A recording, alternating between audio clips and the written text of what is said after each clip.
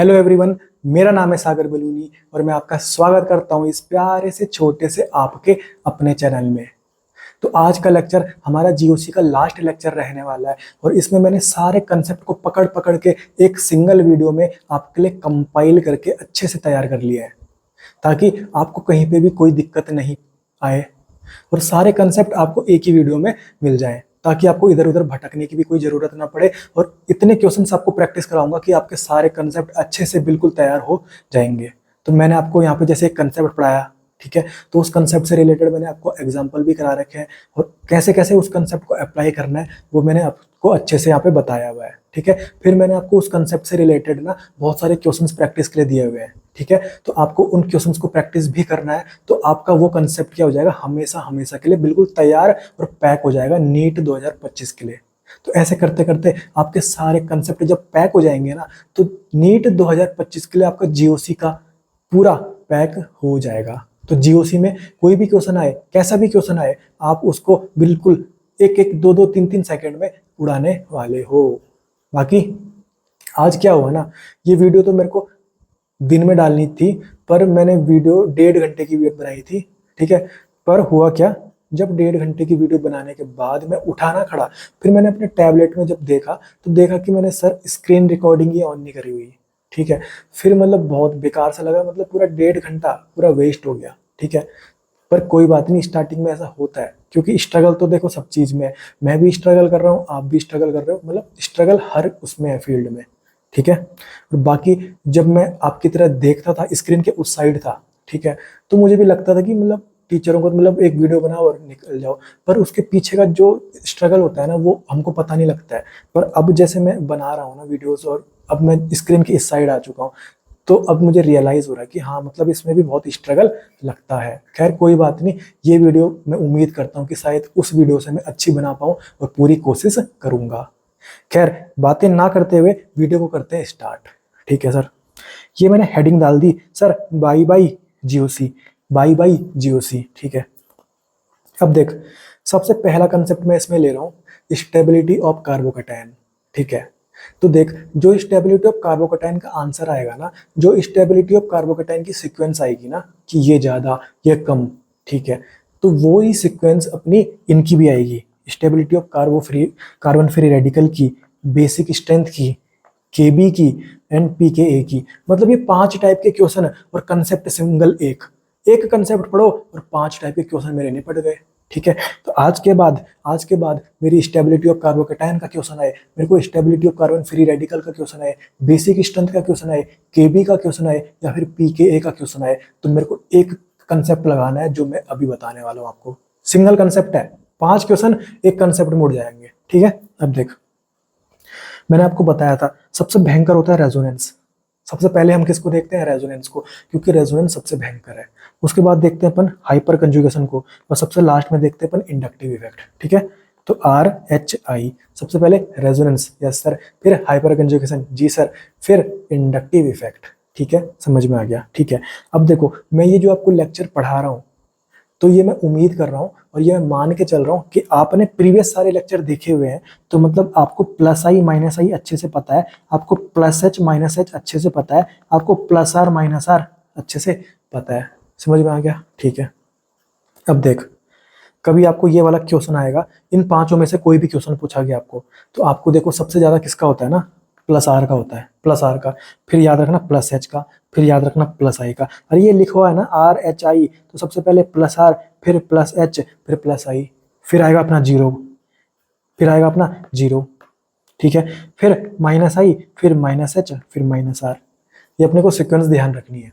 हमको पता है कि माइनस आर प्लस आर कब होगा, हमको पता है प्लस आई माइनस आई कब होगा, हमको पता है कि प्लस एच माइनस एच कब होगा, ठीक है। तो ये सीक्वेंस अगर मुझे पता है तो मेरा आंसर बन जाएगा। समझ में आ गया, ठीक है।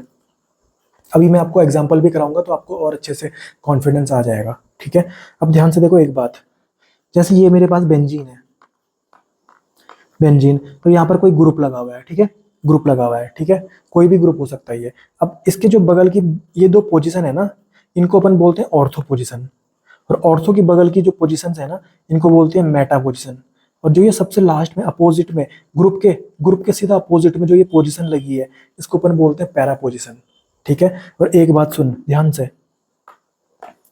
ऑर्थो में एंड पैरा पोजीशन में अपन चेक करते हैं रेजोनेंस एंड हाइपर कंजुगेशन, और मेटा पोजीशन में हम चेक करते हैं इंडक्टिव इफेक्ट। मतलब ये जो मेटा पोजीशन है, यहाँ पे मैं सिर्फ इंडक्टिव इफेक्ट चेक कर सकता हूँ, या फिर प्लस आएगा, प्लस आई आएगा, या फिर माइनस आई आएगा। ठीक है, तो वही बात यहाँ पे भी लिखी हुई है। ऑर्थो एंड पैरा पोजीशन में plus, sorry, ortho and para position में मैं रेजोनेंस चेक कर सकता हूँ एंड हाइपर कंजुगेशन चेक कर सकता हूँ, और जो मेरी मेटा पोजीशन है वहां पर मैं सिर्फ इंडक्टिव इफेक्ट चेक करूंगा। तो वही बात मैंने यहाँ पे लिखी हुई है। ठीक है, अब देखो कभी कभी क्या होता है, मतलब बेसिक स्ट्रेंथ का एक क्वेश्चन आता है, ठीक है, और पूरी हिस्ट्री में, अभी तक पूरी हिस्ट्री में बेसिक स्ट्रेंथ का यही क्वेश्चन आया है कि एक नाइट्रोजन रहता है, ठीक है, नाइट्रोजन है और नाइट्रोजन ट्राइवेलेंसी शो करता है, अपने को पता है, तो उसकी खोपड़ी में एक लोन पेयर होगा कि नहीं होगा, होगा सर। ठीक है, तो ये वाला क्वेश्चन बेसिक स्ट्रेंथ में यही क्वेश्चन पूछा जाता है। ठीक है, तो देख इनको कैसे सॉल्व करना है अपने को।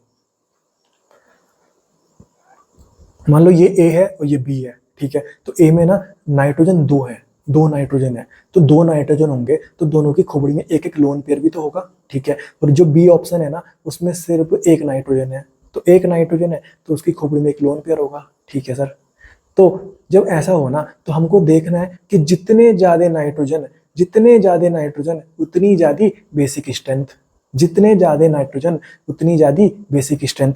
ठीक है, तो ये मैंने लिख दिया यहाँ पे, जितने ज्यादा नाइट्रोजन उतनी ज्यादा बेसिक स्ट्रेंथ। तो नाइट्रोजन की खोपड़ी में लोन पेयर भी तो होंगे ना, तो नाइट्रोजन ज्यादा तो नाइट्रोजन की खोपड़ी में लोन पेयर भी तो ज्यादा।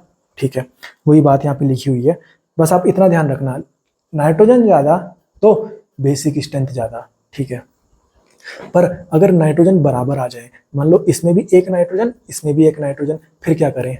ठीक है, तो फिर देख क्या करना है, नाइट्रोजन की खोपड़ी में लोन पेयर है, यस सर लोन पेयर है, तो लोन पेयर निकालना जितना आसान, लोन पेयर को भगाना जितना आसान है, बेसिक स्ट्रेंथ उतनी ज्यादा। ठीक है, मतलब लोन पेयर अगर नाइट्रोजन की खोपड़ी में से भाग जा रहा है, आसानी से भाग जा रहा है, तो बेसिक स्ट्रेंथ क्या हो जाएगी, ज्यादा हो जाएगी।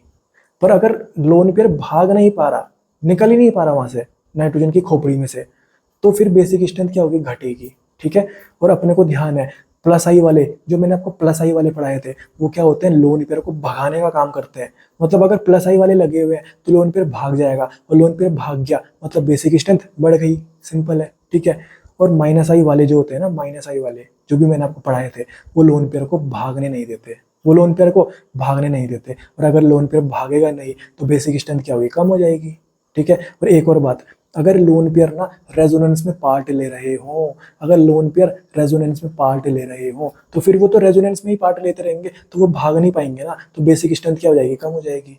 तो बेसिक स्ट्रेंथ कम कैसे हो सकती है, जब लोन पेयर भागेंगे नहीं, लोन पेयर भागेंगे कब नहीं, या फिर माइनस आई वाले लगे हुए हैं, या फिर रेजोनेंस में पार्ट ले रहा होगा, कौन, लोन पेयर।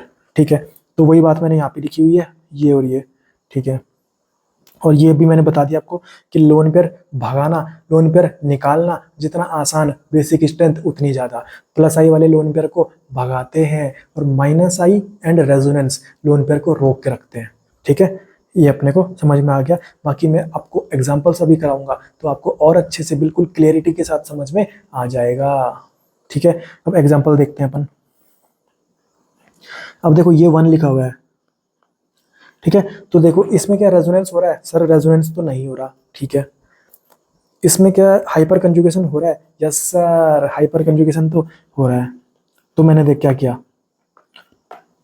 मैंने कार्बोकैटायन को पकड़ा, सर ये अल्फा कार्बन में कितने हाइड्रोजन है, सर 3 हाइड्रोजन है, तो अल्फा हाइड्रोजन कितने हो गए, सर 3 हो गए।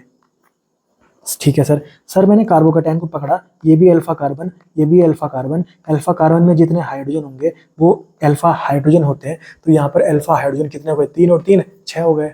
ठीक है, अब मैं 3 वाला देखा, सर यहाँ पर तो रेजोनेंस हो रहा है, सर यहाँ पर तो रेजोनेंस हो रहा है, देखो ना, डबल बॉन्ड फिर सिंगल बॉन्ड फिर कार्बन की खोपड़ी में प्लस चार्ज लगा हुआ है, मतलब यहाँ पर रेजोनेंस हो रहा है। ठीक है सर, अब देखो यहाँ पर भी देख, डबल बॉन्ड फिर सिंगल बॉन्ड फिर कार्बन की खोपड़ी में प्लस चार्ज, मतलब यहाँ पर भी रेजोनेंस हो रहा है। कौन सा वाला resonance, double bond positive charge resonance. ठीक है, ये समझ में आ गया। ठीक है, अब देख, तो रेजोनेंस तो दोनों में हो रहा है, तो हमको देखना है कि ज्यादा रेजोनेंस किस में हो रहा है। ध्यान से देख, प्लस यहाँ पर है और यहाँ पर भी चला जाएगा, क्योंकि मैंने आपको बोला था कि एक छोड़ के जा सकता है, तो यहाँ पर दो रेजोनेटिंग स्ट्रक्चर बनेंगे। मैंने आपको रेजोनेंस वाले लेक्चर में अच्छे से समझाया हुआ है। तो दो रेजोनेटिंग स्ट्रक्चर बनेंगे। यहाँ पर देख, यहाँ पर तो है, फिर यहाँ पर चला जाएगा, फिर यहाँ पर चला जाएगा, फिर यहाँ पर चला जाएगा, फिर वापस यहाँ पर आ जाएगा। तो 5 रेजोनेटिंग स्ट्रक्चर इसके बनते हैं, ठीक है। और मैंने आपको बताया था जितने ज़्यादा रेजोनेटिंग स्ट्रक्चर बनेंगे उतनी ज़्यादा स्टेबिलिटी बनेगी, ठीक है। तो स्टेबिलिटी ऑफ कार्बोकैटायन क्या होगा, सबसे ज़्यादा 4 में, फिर 3 में, फिर 2 में, फिर 1 में। तो आंसर अपना ये आ जाएगा। समझ में आ गया?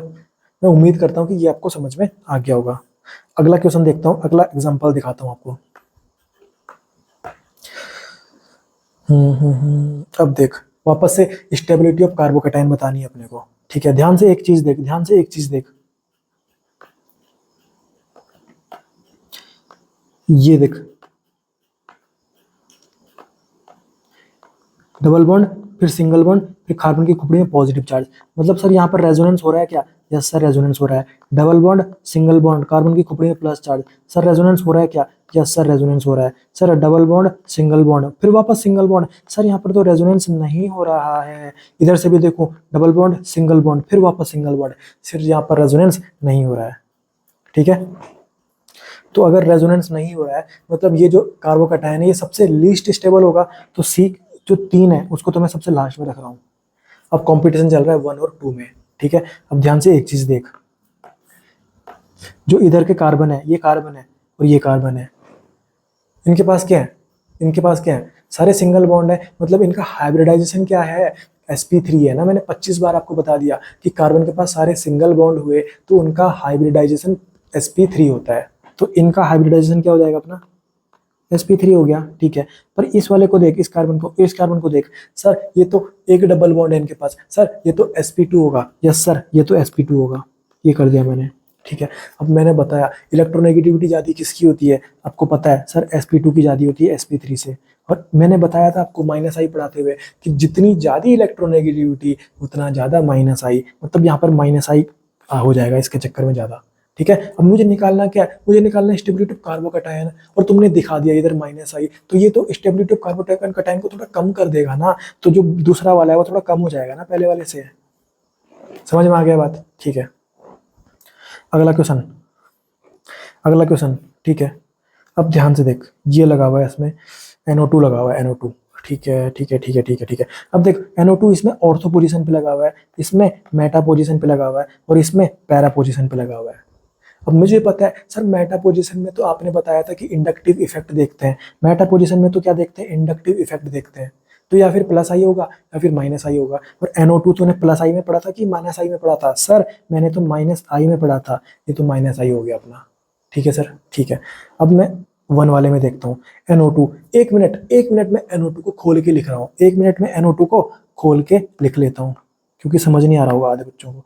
तो देख, NO2 ऐसा होता है, देख, N डबल बॉन्ड O और एक कोऑर्डिनेट बॉन्ड होता है, ठीक है, ठीक है। तो देखते हैं नाइट्रोजन के पास क्या लोन पेयर है।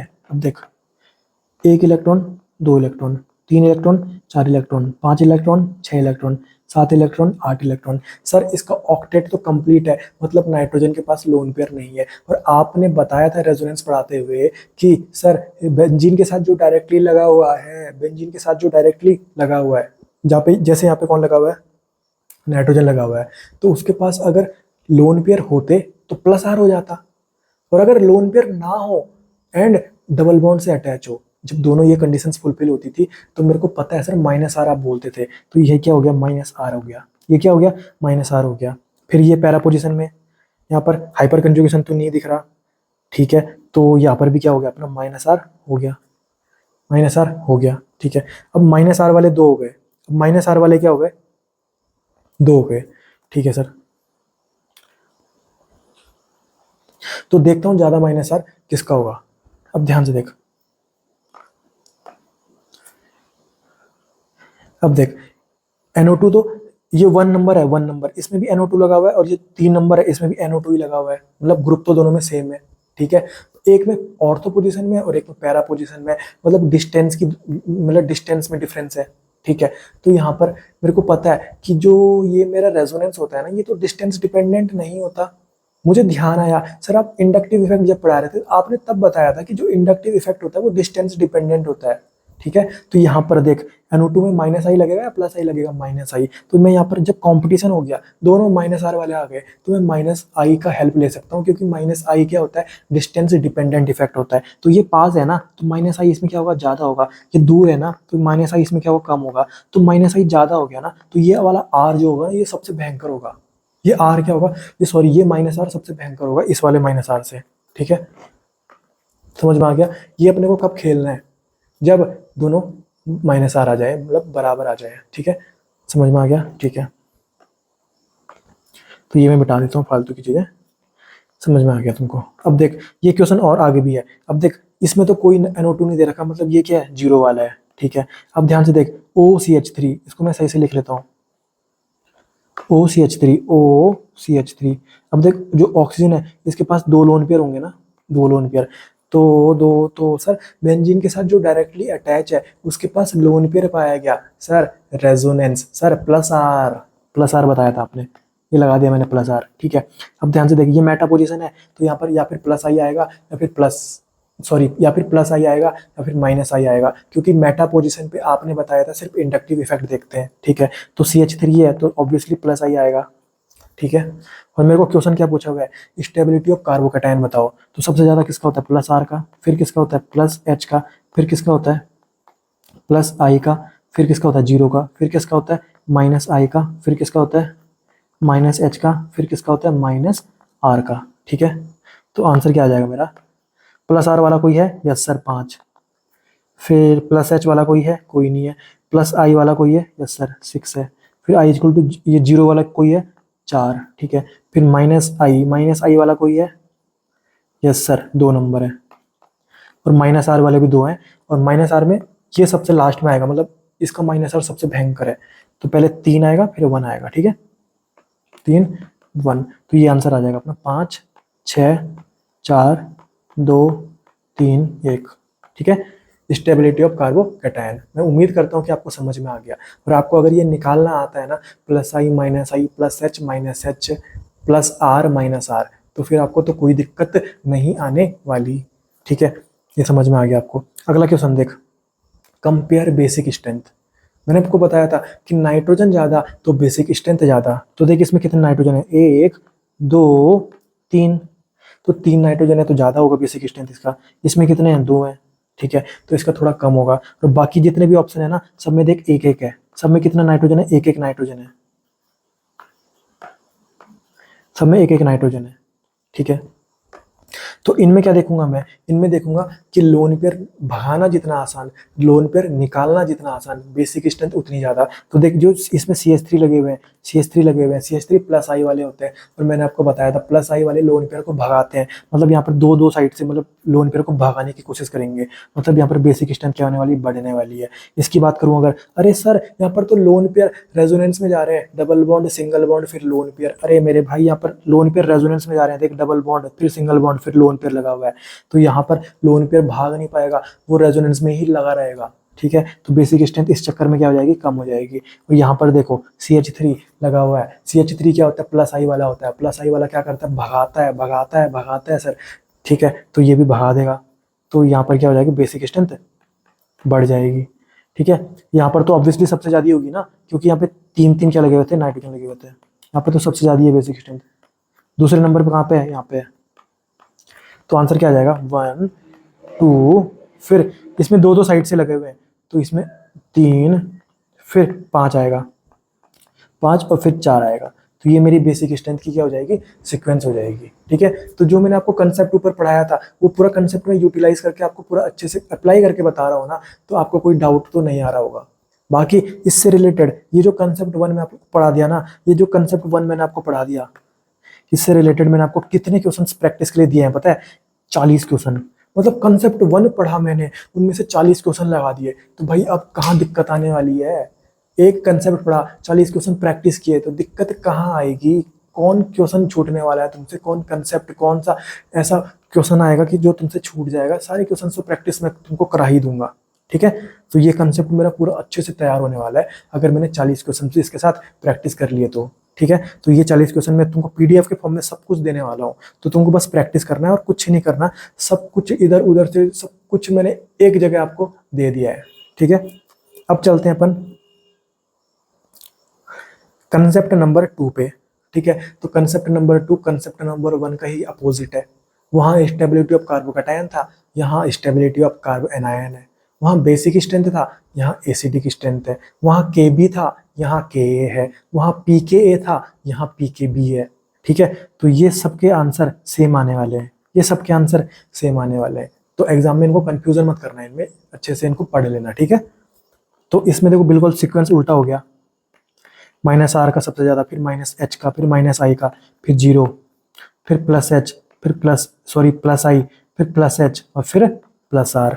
तो ये सीक्वेंस होता है अपना स्टेबिलिटी ऑफ कार्बो एनायन का, एसिडिक स्ट्रेंथ का, के का एंड पीके का, ठीक है सर। अब एक बात ध्यान रखना, एसिड अच्छा वो होता है ना जो आसानी से क्या दे दे, अपना H+ आयन दे दे।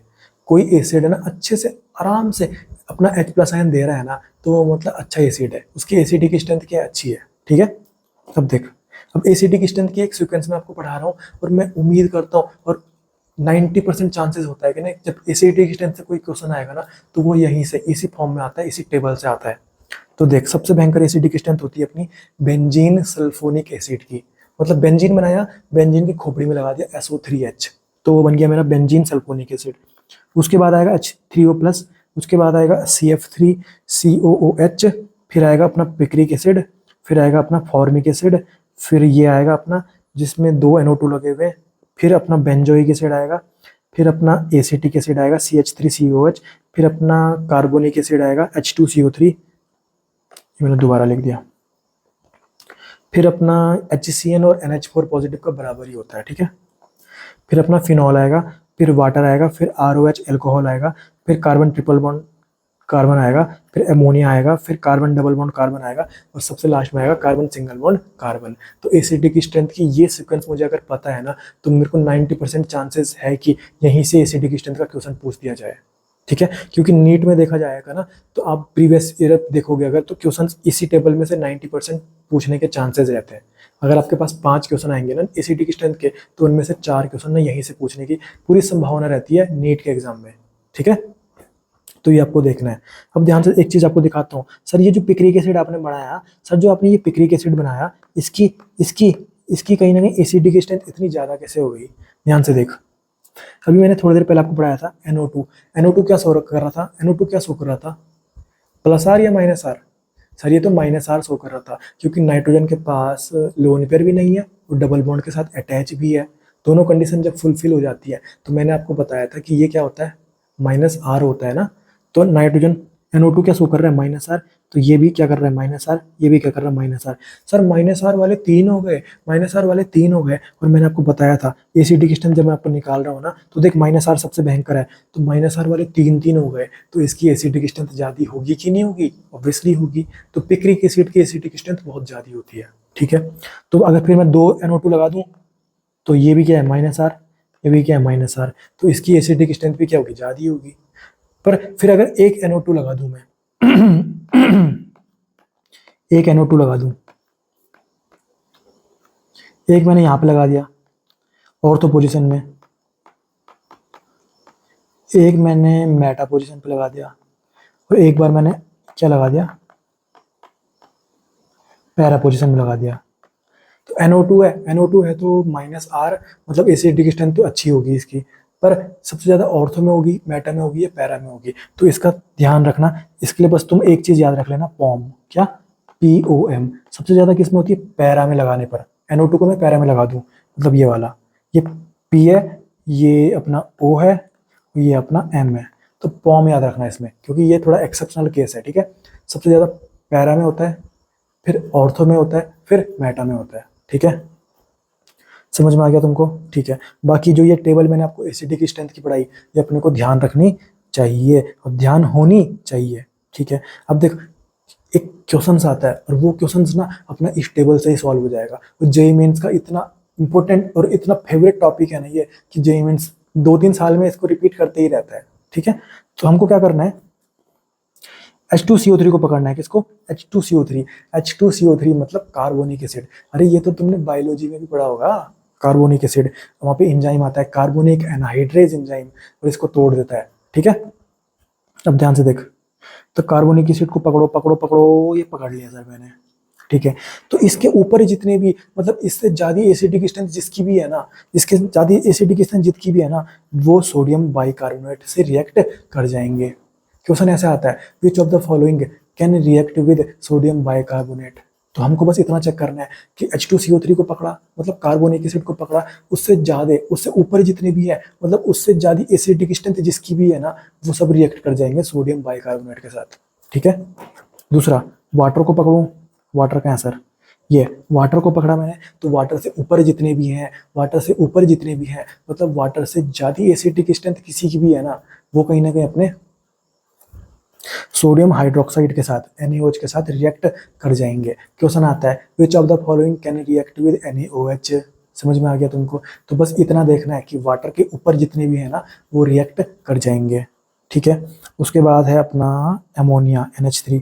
तो मैंने NH3 को पकड़ा, सर NH3 के ऊपर, NH3 के ऊपर जितने भी है, NH3 से ज्यादा एसिडिक स्ट्रेंथ जिसकी भी है, वो अपने NaNH2 के साथ रिएक्ट कर जाएंगे, NaNH2 के साथ। NaNH2 भी क्या होता है? अपना स्ट्रॉन्ग बेस होता है। ठीक है, तो ये चीज अपने को ध्यान रखनी है। अगर ये क्वेश्चन आते हैं तो वो अच्छे लेवल के क्वेश्चन माने जाते हैं, इसलिए जेईई मेंस में आते हैं। ये नीट में कभी नहीं आया। ठीक है, पर कभी अगर आएगा तो तुम बिना पेन लगाए हुए उसको मार सकते हो, कोई दिक्कत नहीं आने वाली। क्योंकि देखो, जो ये जेईई मेंस है वो भी NTI बना रही है, और जो नीट है वो भी NTI बना रहे हैं। तो वो इधर उधर से, हमारी जो भारत देश है ना, वहाँ पर जो ये एग्जाम सेटर होते हैं ना, जो एग्जामिनर होते हैं, वो मतलब ऐसे जवान नहीं होते, मतलब बूढ़े बूढ़े होते हैं। और हमारे देश में मतलब आलस बहुत, एक मतलब बहुत आलस, बहुत डोमिनेंसी शो करता है। तो वो एक नया क्वेश्चन बनाने से ज़्यादा प्रीफर करते हैं कि कहीं से क्वेश्चन उठाया जाए। तो कभी वो जेईई मेन से क्वेश्चन उठा देंगे, कभी कहीं से उठा देंगे, तो ये नॉर्मल चलते रहता है भारत में। ठीक है, इसलिए तुमको जेईई मेंस के क्वेश्चंस भी अच्छे से देखने होंगे, खासकर केमिस्ट्री के। ठीक है, क्योंकि कभी भी वो वहां से उठा के इधर दे सकते हैं, और देते भी आए हैं बहुत बार। अगर तुम दोनों के PYQ मैच करोगे ना, तो बहुत क्वेश्चंस तुमको मैचिंग मिल जाएंगे। ठीक है, इसलिए मैं जेईई मेंस के क्वेश्चन भी आपको कराते रहता हूँ। अब ध्यान से देखो, तो कंसेप्ट नंबर 3 भी आपका कंसेप्ट क्लियर हो गया। तो 2 और 3, कंसेप्ट नंबर 2 और कंसेप्ट नंबर 3 को आप जब अच्छे से पढ़ लोगे, और ये पूरा आपने अच्छे से पढ़ लिया, तो जो मैंने आपको 30 क्वेश्चन दिया है ना, वो 30 क्वेश्चन आप प्रैक्टिस करना, तो आपका ये पूरा क्या हो जाएगा, कंसेप्ट 2 और कंसेप्ट नंबर 3 अच्छे से क्या हो जाएगा, क्लियर, पैक हो जाएगा आपका नीट 2025 के लिए। ठीक है, तो 30 क्वेश्चन दूंगा। ठीक है, अब आता है अपना कंसेप्ट नंबर 4। अब आता है अपना कंसेप्ट नंबर 4। ठीक है, कंसेप्ट नंबर 4 आता है अपना एसिडिक हाइड्रोजन का कंसेप्ट। कौन सा कंसेप्ट? Acidic hydrogen. तो मैं पहले आपको बताता हूँ सर एसिडिक हाइड्रोजन क्या होता है। ठीक है, अब देख, कोई मेरे पास हाइड्रोजन है, कोई मेरे पास क्या है, हाइड्रोजन है, और ये हाइड्रोजन किसके पास लगा हुआ है? अपना C ट्रिपल बॉन्ड के पास लगा हुआ है, या फिर नाइट्रोजन के पास लगा हुआ है, या फिर ऑक्सीजन के पास लगा हुआ है, या फिर फ्लोरीन के पास लगा हुआ है। C ट्रिपल बॉन्ड को मैं sp कार्बन भी बोल सकता हूँ क्या? sp carbon, yes sir. ठीक है, ठीक है, तो हाइड्रोजन अगर इन चारों में से किसी के पास लगा हुआ पाया गया ना, मैंने बोल देना है सर ये तो एसिडिक हाइड्रोजन है, सर ये तो एसिडिक हाइड्रोजन है। ठीक है, एसिडिक हाइड्रोजन है। और अगर तुम एसिडिक हाइड्रोजन पहचानना तुमको आ गया, ठीक है, अगर तुम्हें एसिडिक हाइड्रोजन पहचानना आ गया, तो क्वेश्चन इसमें आता है कि जो एसिडिक हाइड्रोजन होता है ना, वो सोडियम के साथ क्या होता है, रिएक्ट कर जाता है। ठीक है, मतलब जिसके पास भी एसिडिक हाइड्रोजन हुआ, तो वो कहीं ना कहीं सोडियम के साथ क्या हो जाएगा, रिएक्ट कर जाएगा। क्या कर जाएगा? रिएक्ट कर जाएगा। तो अपने पास क्वेश्चन आ जाएगा कि इनमें से which of the following will react with the sodium.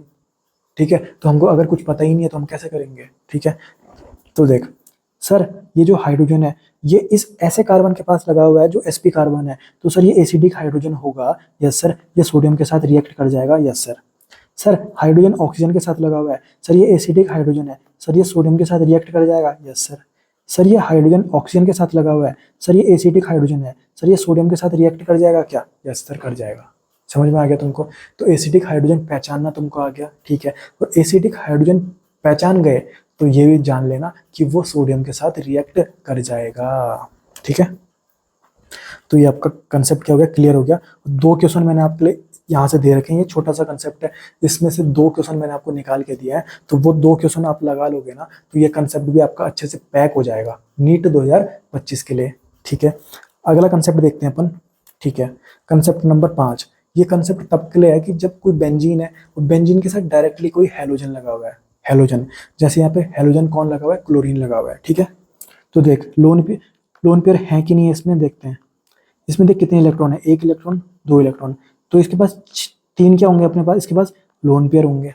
ठीक है, और बेंजीन के साथ जो डायरेक्टली लगा हुआ है, जहाँ पे यहाँ पे क्लोरीन लगा हुआ है, उसके पास लोन पेयर है ना, तो यहाँ पर तो क्या होना चाहिए, प्लस आर होना चाहिए। क्या होना चाहिए, प्लस आर होना चाहिए। पर यहाँ पर प्लस आर से ज़्यादा डोमिनेंट हो जाता है माइनस आई, ध्यान रखना है तुम्हें, ये एक्सेप्शन है। यहाँ पर क्या हो जाता है, माइनस आई बहुत डोमिनेंट हो जाता है प्लस आर से ज़्यादा।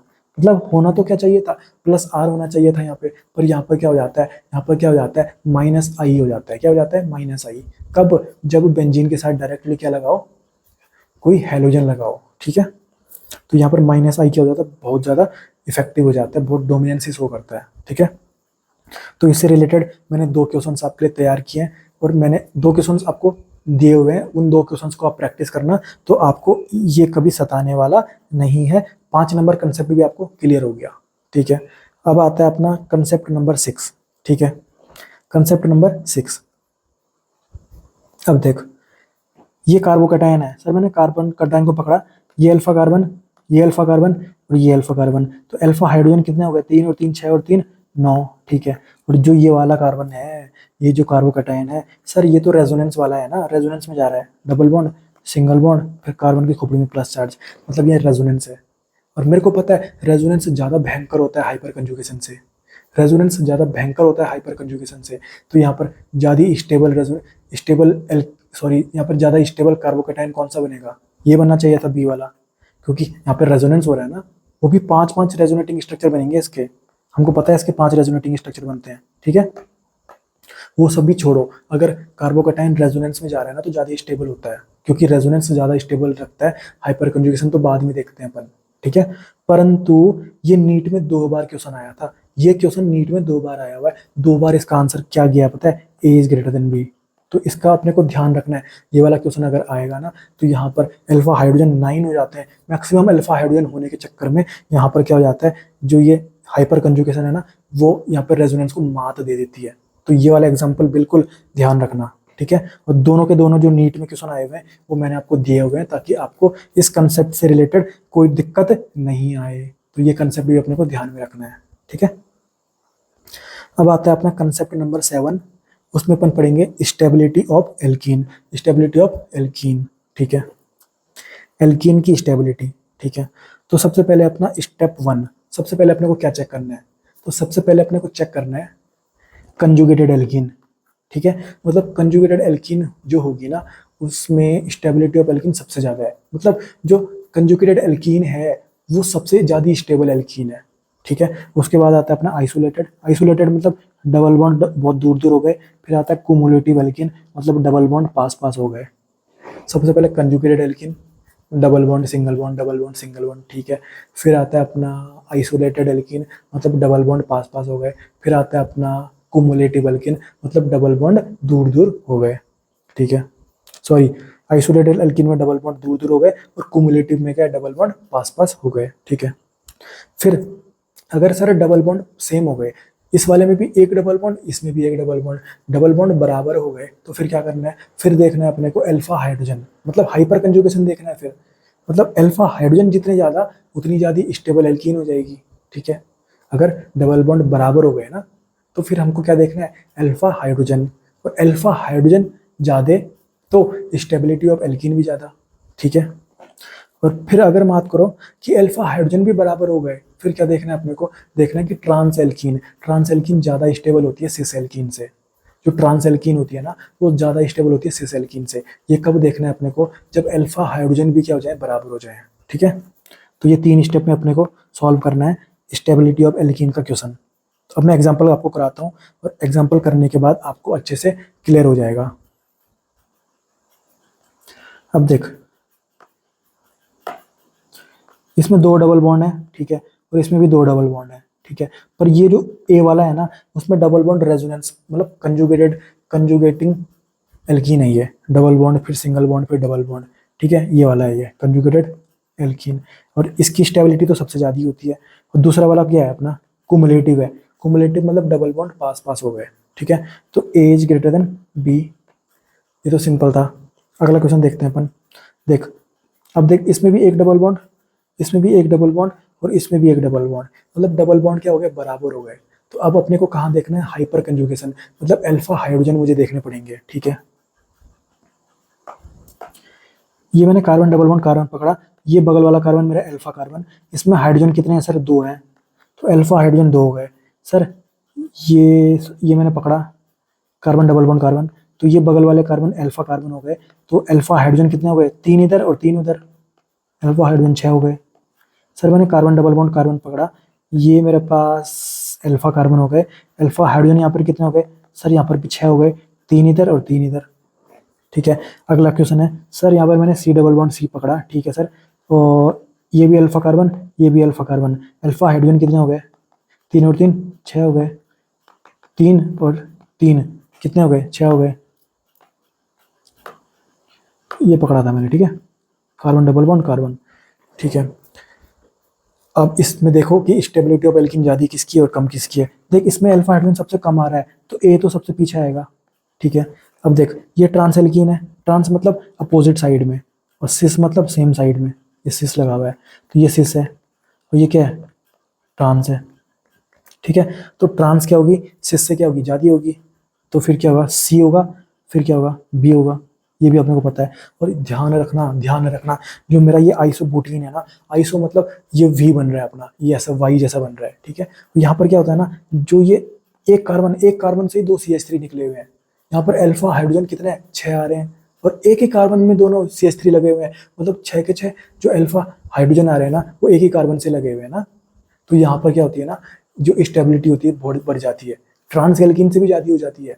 तो ट्रांस एल्कीन से भी ज़्यादा किसकी हो जाएगी, आइसोबुटीन की। तो ये अपने को ध्यान रखना है, ये अपने को ध्यान रखना है, ठीक है। आइसोबुटीन की ज़्यादा स्टेबिलिटी होती है किससे, ट्रांस एल्कीन से, ठीक है। और जनरली क्या होती है, trans alkene is more stable than cis alkene, ठीक है। अब देख, तो मैंने आपको कंसेप्ट नंबर 7 भी पढ़ा दिया है। कंसेप्ट नंबर 7 में मैंने आपको स्टेबिलिटी ऑफ एल्कीन पढ़ा दी कि स्टेबिलिटी ऑफ एल्कीन कैसे अपन निकालते हैं, ठीक है। और इससे रिलेटेड मैंने आपको 10 क्वेश्चन दिए हैं, 10 क्वेश्चन आपको प्रैक्टिस करने हैं, तो इससे रिलेटेड आपको कोई भी कभी भी दिक्कत नहीं आएगी अगर ये 10 क्वेश्चन भी आप प्रैक्टिस कर लोगे, ठीक है। अब अगला कंसेप्ट आप तक आता है heat of hydrogenation, heat of hydrogenation, ठीक है, हीट ऑफ हाइड्रोजनेशन। अब देख, तो इसमें अपने को क्या करना है, देख, नंबर ऑफ डबल बॉन्ड, मतलब डबल बॉन्ड बढ़ेंगे ना तो हीट ऑफ हाइड्रोजनेशन भी बढ़ता है, सिंपल है, सिंपल। डबल बॉन्ड बढ़ेंगे तो हीट ऑफ हाइड्रोजनेशन भी बढ़ेगा, मतलब जितने ज़्यादा डबल बॉन्ड उतनी ज़्यादा हीट ऑफ हाइड्रोजनेशन, समझ में आ गया, ठीक है।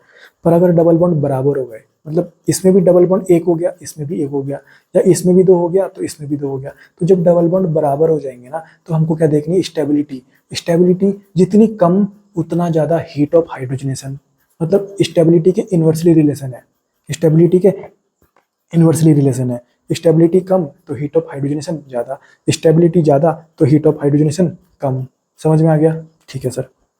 अब देख, मैंने जो आपको बताया ना कि डबल बॉन्ड बढ़ेंगे तो हीट ऑफ हाइड्रोजनेशन बढ़ेगी, पर ये अपना एरोमेटिक कंपाउंड के लिए लागू नहीं है, except aromatic compound. Aromatic compound पता है ना, लेक्चर नंबर 2 में मैंने आपको अच्छे से समझाया हुआ है, ठीक है। तो एरोमेटिक कंपाउंड के लिए ये लागू नहीं है कि डबल बॉन्ड बढ़ेंगे तो हीट ऑफ हाइड्रोजनेशन बढ़ेगी, ठीक है। पर अगर एरोमेटिक कंपाउंड नहीं है तब फिर वो लागू है, तब फिर वो एप्लीकेबल है। तो कुछ एग्जांपल्स देखते हैं तो अच्छे से समझ में आ जाएगा। जैसे ये अपना क्वेश्चन आ गया, तो देख, इसमें कितना डबल बॉन्ड है सर, 1 डबल बॉन्ड है। इसमें कितने डबल बॉन्ड है सर, 2 डबल बॉन्ड है। इसमें कितने डबल बॉन्ड है सर, 3 डबल बॉन्ड है, 1 2 और ये 3। तो डबल बॉन्ड बढ़ेंगे, डबल बॉन्ड बढ़ेंगे तो कहीं ना कहीं अपना क्या बढ़ जाएगा, heat of hydrogenation.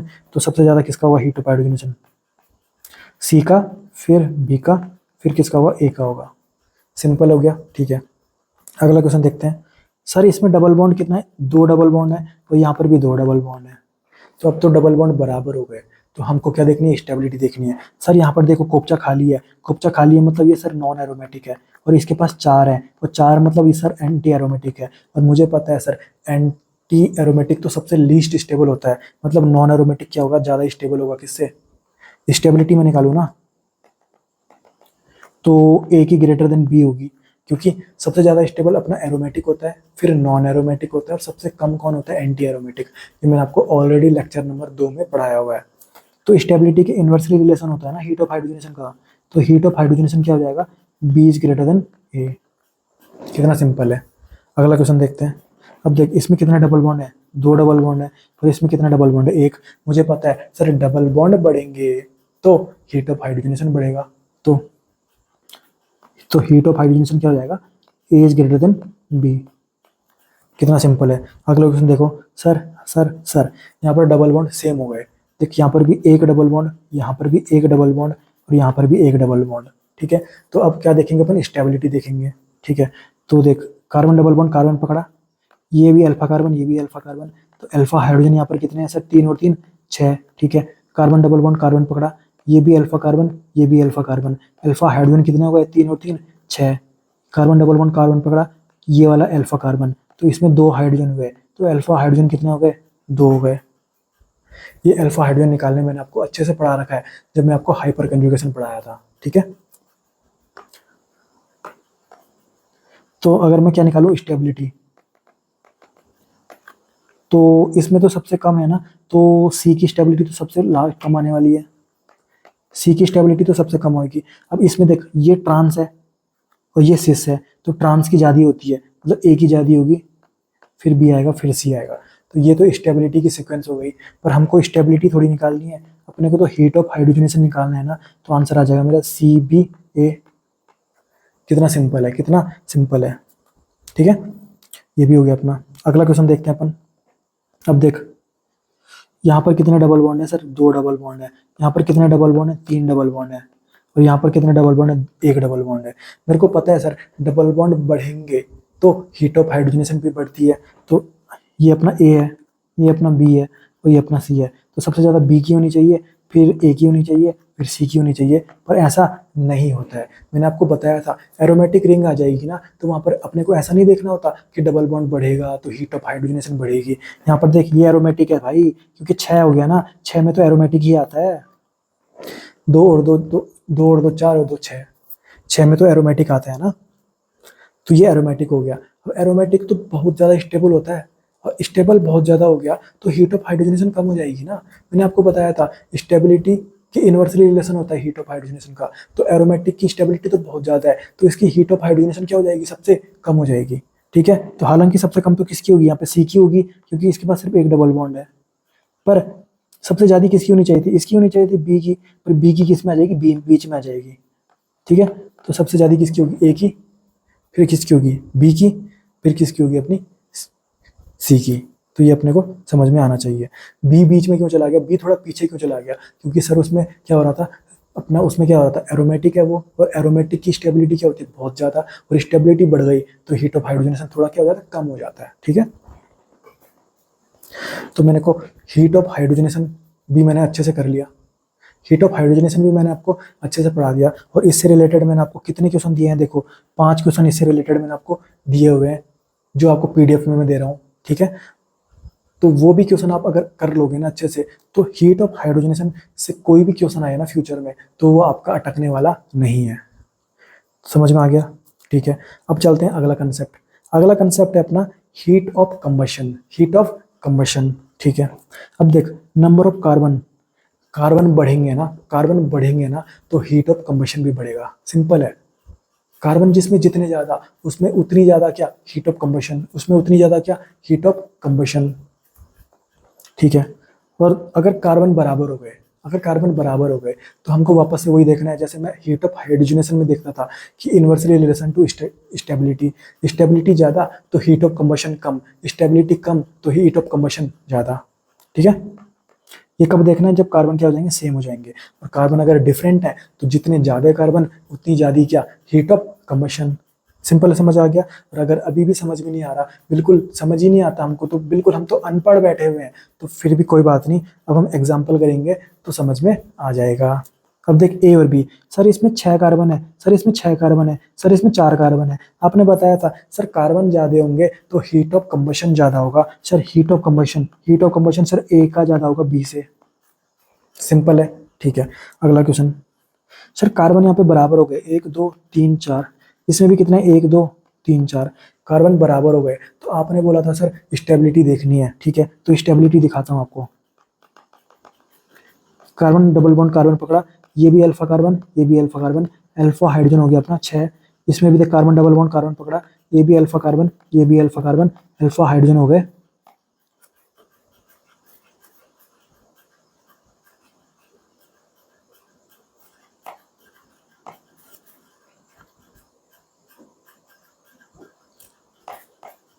Alpha hydrogen हो गए अपने कितने, 6।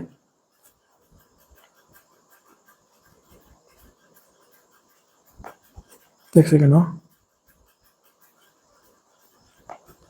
तो स्टेबिलिटी किसकी ज्यादा होगी, ये ट्रांस है अपना, मतलब बी वाला अपना क्या ट्रांस है, और ए वाला क्या अपना सिस है। तो स्टेबिलिटी किसकी होती है, ट्रांस की होती है।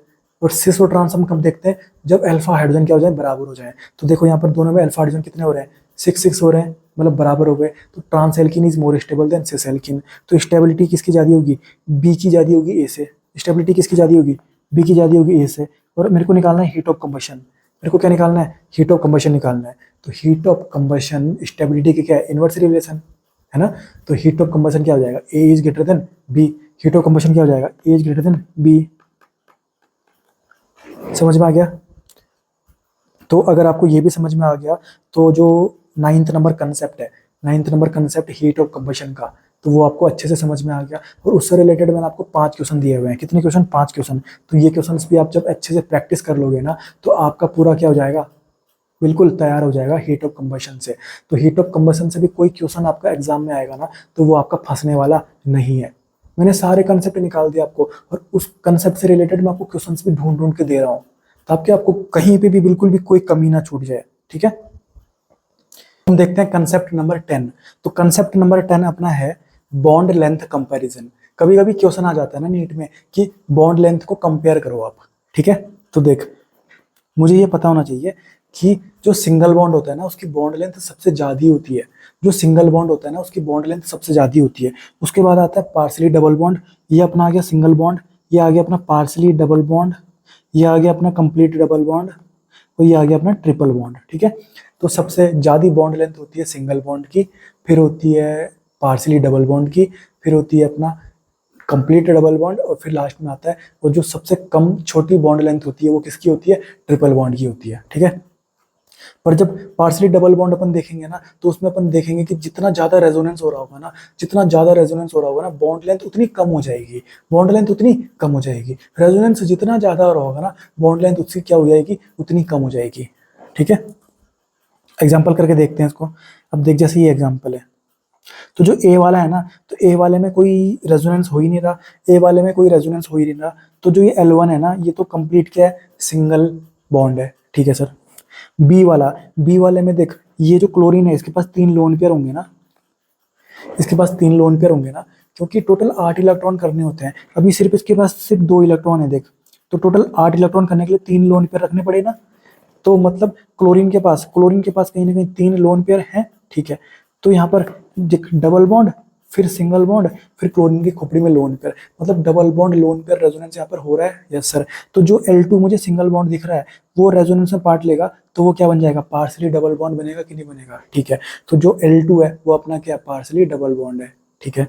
और जो L3 है, तो L3 क्या है, L3 भी पार्सली डबल बॉन्ड है, क्योंकि जो L3 है वो भी रेजोनेंस में जाएगा, क्योंकि देखिए यहाँ पर लोन पेयर है ना, देख, डबल बॉन्ड, फिर सिंगल बॉन्ड, फिर लोन पेयर। और यहाँ पर जो रेजोनेंस है वो बहुत ज्यादा हो रहा है, ठीक है, रेजोनेंस बहुत ज्यादा हो रहा है, इसलिए L3 हालांकि क्या है, पार्सली डबल बॉन्ड है, पर उसकी जो लेंथ है वो और छोटी हो जाएगी। मैंने आपको बताया था, रेजोनेंस जितना ज्यादा होगा ना, बॉन्ड लेंथ उतनी क्या हो जाएगी, कम हो जाएगी, ठीक है।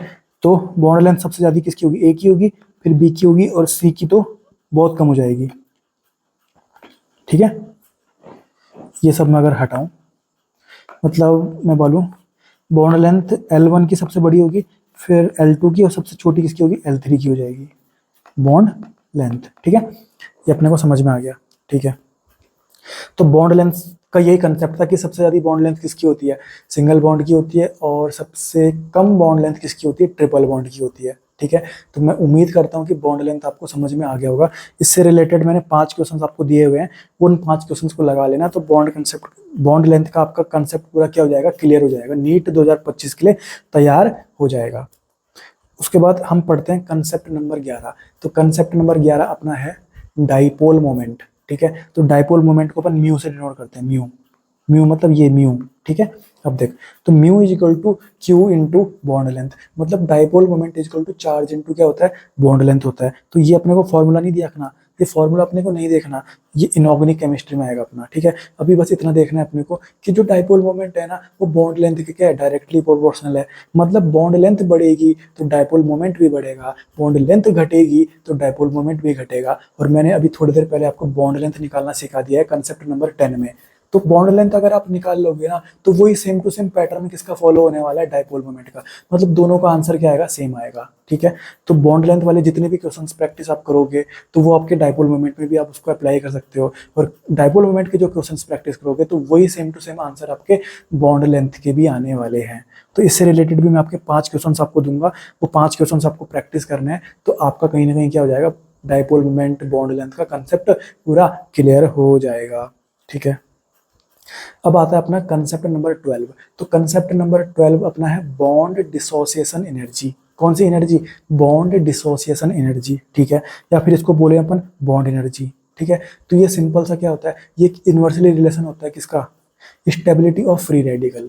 जो फ्री रेडिकल है ना, उसकी स्टेबिलिटी अगर बढ़ गई, ज़्यादा होगी, तो बॉन्ड डिसोसिएशन एनर्जी कम हो जाएगी, और अपना स्टेबिलिटी ऑफ फ्री रेडिकल कम होगी तो बॉन्ड डिसोसिएशन एनर्जी बढ़ जाएगी।